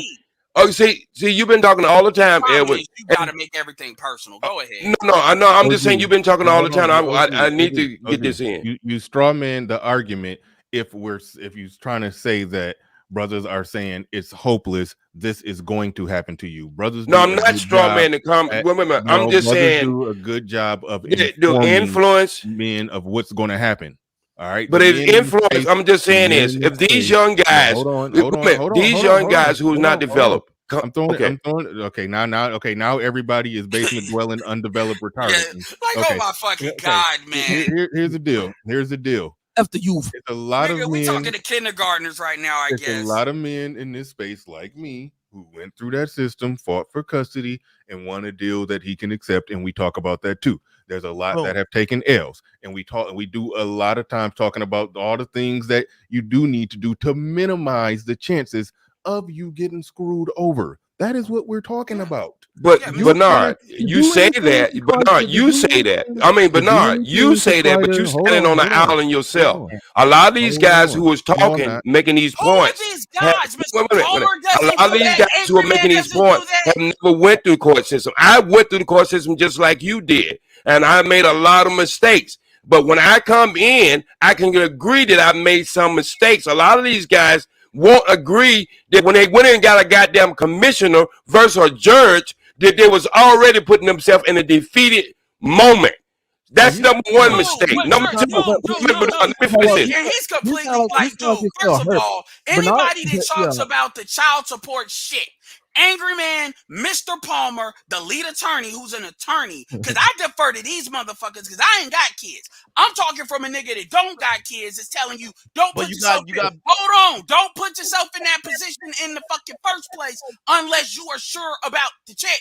And then, and don't get in a situation where I will give leave attorney all that he can handle because they are mostly the fault of what's this goddamn family court is fucked up in the first place because they're in the bidding for bank accounts while people are fighting for their life. So they are they're the most problematic in the fucking courtroom. So you can go to them for their advice all you want to, but when it breaks down, the court is looking for the parents with the best interest of the child and with a goddamn good parenting plan. That's what they're looking for. But these attorneys won't tell you that. So this is why I have to problem with y'all experts. I gotta say something before I leave. Bernard, all right. Duke, you've been leaving for like an hour, man. I got sucked into this. I appreciate you staying. Hey, no, I appreciate all y'all, man. This has been dope. This has actually been fun. I've been having a lot of fun here, and it's interesting to see other opinions. Lead attorney popped up. I gotta head out to one of my sites. But I want to say this, man. I appreciate this conversation, Bernard. I appreciate you having me here. I appreciate the discussion. I appreciate the chats. I know we may not agree on certain things, but I appreciate you guys having me on and showing that respect. Guys on the panel, thank you guys very much. Dude, Obsidian, and Solo TV, if you're watching, let's go ahead and get some things going. But Obsidian, I appreciate the conversation too as well. If we want to delve deep into this, we can have more conversation. Yes. I would say send the invite, man. I'd love to explore this a little further, man. Yes. And also on your book and whatnot, I'm definitely gonna go ahead and check that out and research that because you're one of the guys who it's good reading. And you know, I think you should be commended for that if not already. So thank you. All right. So seriously, cool. Yeah, peace out, man. Yeah. JP done the lead attorney. Like, first of all, let's be clear here. It's not the divorce attorneys. Like, the divorce attorneys aren't the one. Like, you're not gonna blame what these black bitches do on the divorce attorneys. That's what I'm gonna say. Number one, all that shit, all the governmental welfare shit ain't got nothing to do with the divorce attorneys. And I've watched divorce court. My point is, and the biggest thing I got with Duke is Duke pretty much. Like, here's the thing. He's one of these dudes that he will, in his personal life, not do that.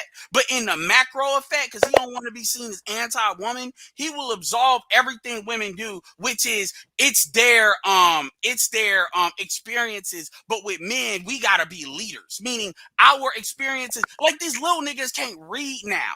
And see, they're not going to be able to grow up not being able to read and write and then say, well, it's because our experiences under Obama that could give less than a fucking damn. And then the father that she picked was reflective of that at the start. See, then it becomes her. See, it's that in and out bullshit. No, at the end of the day. I don't like talking about people when they ain't here to defend themselves. He's gone now, so let's just carry the conversation. Let's move on with the conversation. Don't tell me what to do because you don't want to that, so I couldn't say it to him. The reality of what I'm saying. No, you've been talking all the goddamn time. You don't never shut the fuck up. All right. Gotta make it personal. This nigga can't take that out of it. Okay. But you don't never shut up, Edward. I mean, you saying let me make this point, let me make that. It's like a Louis Farrakhan speech. I'll be one more moment. You never shut the fuck up.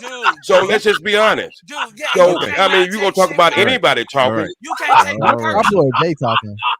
Yeah, he's always like that. Okay. He want to always be but at least I can admit that. Edward. Your problem is you can't admit it. Well, look, y'all hear me? Y'all got me playing with the gain on my microphone. I'm Bernard. I can hear you. All right, Go ahead. Y'all two chill real quick.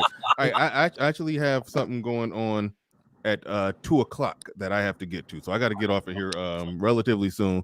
But Pablo been waiting very patiently through all the chicoonery that been going on here. And then shout out again to Duke. I appreciate him coming through. I did want to pick his brain on the holy shit. Okay, now it's gone. White people dancing in public. That Edward say don't do that in public. They don't twerk in public. Okay, I'm going to dispel all of his bullshit. Okay, that you one. Okay, one. Don't interrupt me to make a point from the previous show. Don't do that. That's rude. That's rude, OG. Well, can we Secondly, since you've done that, you're not. Those are not random white girls who hopped on the table to twerk at a reputable establishment. They are doing some organized music video or organized twerking. It's organized. Yeah, it's organized. And that's the shit he found, which goes to show you he can't find the shit that I'm talking about. That's true. That's a fair point.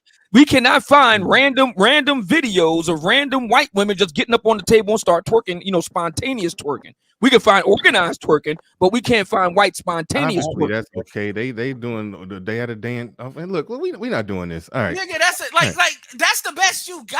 All right, man. Whatever. All right. I'll let you. Okay. All right. I'm going to Pablo. Pablo, you about to pretty much take us home because I do got to get out of here. I do got to get ready for another YouTube related engagement. So pick us up wherever you wanted to pick it up from. You got it. You got the floor. You got the mic. Okay, can you hear me? Yeah. Yes. All right. So the question I was going to ask your guest, Duke, was since he and his family are Nigerian, he's first generation Nigerian immigrant, if I understood that correctly. The question I would have asked him was, what made him decide to marry a Black American woman? And if he had it to do over again, would he choose a woman from a more traditional culture such as his own instead? That would have been my question to do. What made him decide to marry this American woman? And was there a conflict between his family values and hers? Because one of the things that he said, if you caught it, was, I was busy working and providing. And in his mind, working and providing wasn't enough for her when in 98%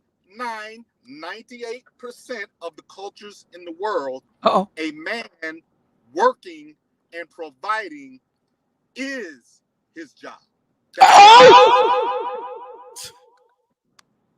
Not trying to figure out a woman, not trying to study a woman.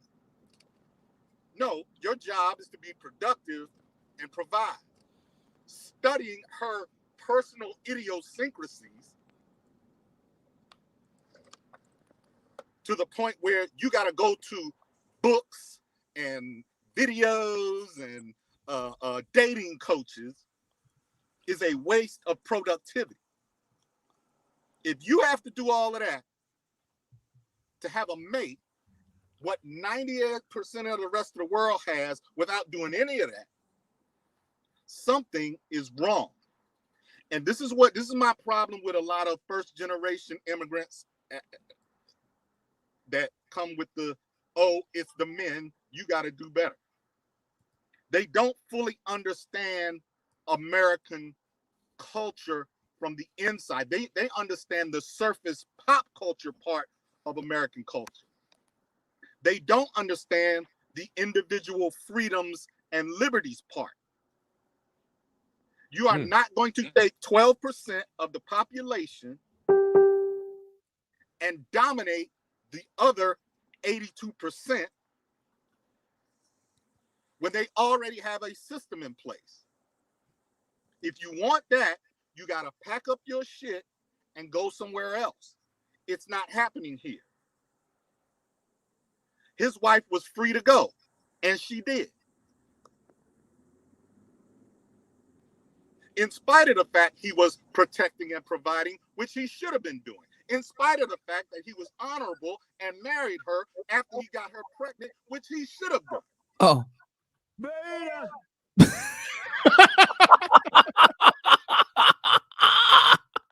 Are you suggesting, Pablo, that black women, ADOS, American black women, do Ty City, use your words. Use hold on, Ty City, use your words. I don't mind you posting disagreement comments, but just clearly state what it is that you disagree with that's being said. Don't just be vague about it. Go ahead and finish your thought. I'm glad you brought up Ty City, because my question to you, Pablo, is: are you attempting to suggest that today's modern Black American, ADOS, Afro-American, Negro woman does not NOT not accept, respect, or have any regard for honorable black men who do the right thing? Is that what you're attempting to suggest, sir? That's what I heard. Absolutely not. They're primarily concerned with their own self actualization, their own needs. It's a culture of individual freedom and liberty. Their freedom and their desires come first, not the family. That's the part he don't get. Not your babies, not none of that. Their individual freedom to do what they want. It's going to be hard. All right, you can't alpha your way out of that. You can't alpha your way through it? Nope. So this goes to Bernard's point that he's been making all along, and this is something I've always said, and Duke, talked about all these other causes. Got to look at the root causes. I'm in alignment with Bernard. What about the possibility that there are a undetermined percentage in number of black women that just have a certain type of personality such that it is not amenable with being agreeable? They have disagreeable personalities, and that they live and exist in a time where they are able to give license to their disagreeable personalities and natures. Could that be possible? Could that be a possibility? Yes, absolutely. What are some of the mantras that they use? Can you quote some of them for me? I'm a little bit at a loss at the moment to try to quote some, but they're saying things like "never settle." It sounds like y'all agree. Oh yeah, we agree. We agree. Yeah, no. Obsidian and Pablo are in agreement. Yeah. One of the things that your guest said though was it was drama. It was drama. It was trauma. It was slavery. It was Jim Crow. It was trauma from unresolved traumas and all the rest of it. I'm just simply saying that there are some women who just born a bitch. That's all. That's all it is. Well, here's the part to your guest. He said that once these guys go out and accumulate money and accumulate wealth, that they also need to study game, and they need to be able to be socially adept at understanding a woman's. Well, he was saying they need to get those tools on the way to getting wealth, not just on the way. Okay. And then trying to figure it out. So here's the thing. So somebody like Robert F. Smith, the social skills that he needs and the social skills that some guy who's making, I don't know, $38,000 a year needs working in Walmart are totally different. Robert F. Smith needs to maybe learn to play golf. Maybe he needs to go to Toastmasters. See, I got friends that are in the 100 Black Men of Atlanta. Right. What they need and what these guys, these dating coaches and all that stuff, and what they're putting out are totally different skills. They are not translatable. You don't need to be Iceberg Slim when you're Robert F. Smith. You do not. I thoroughly refute that bullshit. All right. Yeah, like I said, well, for one, shout out to you, Pablo. You came and dropped the mic on a lot of points. I'm pretty sure, yeah, like especially the one and shout out to Duke. Shout out. I'm trying to get back set up. Shout out to Duke. Like damn, that point that he made about I you know what? I ain't about to relitigate nothing. I'm gonna leave everything where it's at. But you did point out one contradiction. But no, I did want to have that conversation with him, and we had a good conversation, a good one-on-one. It went wild, it got wild, but shout out to him. He came through. He faced the firing squad. He definitely faced the firing squad. So I give him his props for that. He so yeah, and that's that. But overall, I'd like to thank everybody who supported, supported the stream anyway. I want you to touch on the point you were making before it got derailed. You were kind of getting to the concept of what your experience in the manosphere and what collectively everybody here's experience is supposed to be as far as garnering, not just raging over the negative sides, but giving the game to the new people coming up versus just rehashing the angry points about the past and the 40 years and et cetera, et cetera. Do you remember that point you were kind of getting into? Kind of. I was responding to him, basically he was trying to imply that all the spaces do is just a place for guys to just come and just freak out about red pill raging and all that kind of stuff. And like, no, that's not what this space is. The only channels that really do that, they're more so like in the white manosphere side of things. It's like they're black pill channels, and they basically, yeah, they on the no hope is over message. Everything is predetermined by your genetics. Like, those are the ones that just basically just tell guys there's no hope. I don't know how you can get in the black manosphere side of things and say that. And even most of the white manosphere disagree with that. It's like almost like a separate sector that that some people merge them together, and they make what amounts to either a misinformed argument or a disingenuous argument. But no, I think most of this space, even with all the criticizing of women that we do give men information on how to either prevent, or if you're already in that situation, how to better manage that situation, what steps you need to take if you married and about to go through a divorce. It's a wealth of information that gets handed out in this space, and that's sort of why I push back on you when you said the Fresh and Fit is just only entertainment, because it's, yes, we house, or guys, a lot of things under entertainment.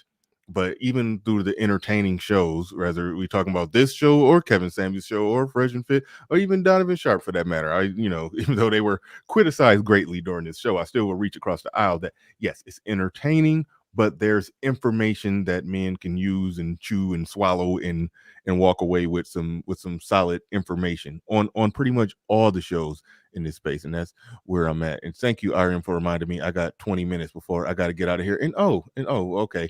Now I'm gonna have less time, because I do got to shout out the super chats. KD just dropped 50 in the Cash App. That wasn't to get OG off the panel. He just dropped it because he always drops something on it. But he dropped 50. So shout out to KD and another brother. I'm not gonna shout you out by name. He said he didn't need a shout out, but he sent me a $50 Cash App as well. So I do appreciate you, but I will acknowledge the people who did send super chats, and then I'll get out of here with less time to get ready for my other engagement that I got going on. Let me read those, and I swear right after I read these, I'm pushing the eject button. Nigerian Flex says their masterclass is done in their daytime show. I will give you that they do, even though they get less views on those shows, they call it Money Mondays, where they do try to teach something. And then they do Womanizer Wednesdays on Wednesdays during the day, where they try to teach their game courses, or they teach game on Wednesday. And I think on Friday they do Fitness Friday, and that's when Myron teaches something on fitness. So they do try to give men a knowledge. So yeah, that's cool. I give it to him on that. Those shows get less views, but the fact of the matter is they are doing it. Charles Merchant in the building, he says, just called this guy family court. His entire point of view is from in the best interest of the child. Don't trust him. Thank you for the super chat. Appreciate that. Kenneth Williams, thank you for the super sticker. Torrell Boxley, thank you for all your support today, man. You've been killing. He says, oh man, is baking and is deep frying. Shout out to Solo TV 84. He says, Obsidian, this is assault. Please leave that woman alone. Damn. Number 16 in the building. Obsidian is close to OG speed status. What woman alone? I think he was calling Duke a woman. Okay. That's a low blow, but very funny, very funny. But Beta, I'm getting that clip. Obsidian, Beta. Obsidian is close to OG speed and disturbing a serious convos. Thank you for that. Number 16, Torrell Boxley in the building. He says Duke should teach a master class on double talk. Thank you for the super chat. Appreciate that. F Holiday in the building says he tried. I don't know if he was trying to get OG off the panel. That was an installment payment. I don't know. The Mac Trucker in the building. He says thanks Duke for hitting the reset button. There ain't nothing wrong with a little reset. He is not even Ados. Duh. And then Vernon Scott in the building. Hey, check your email. Yeah, we good for Saturday. Check your email. We gotta, sort out some things. But yeah, definitely. But anyway, Vernon Scott in the building. He says Ed turned into a pit when he got a point. He locking in. Salute to the stream. Absolutely. And with that said, y'all, we are out of here. Peace. We gone.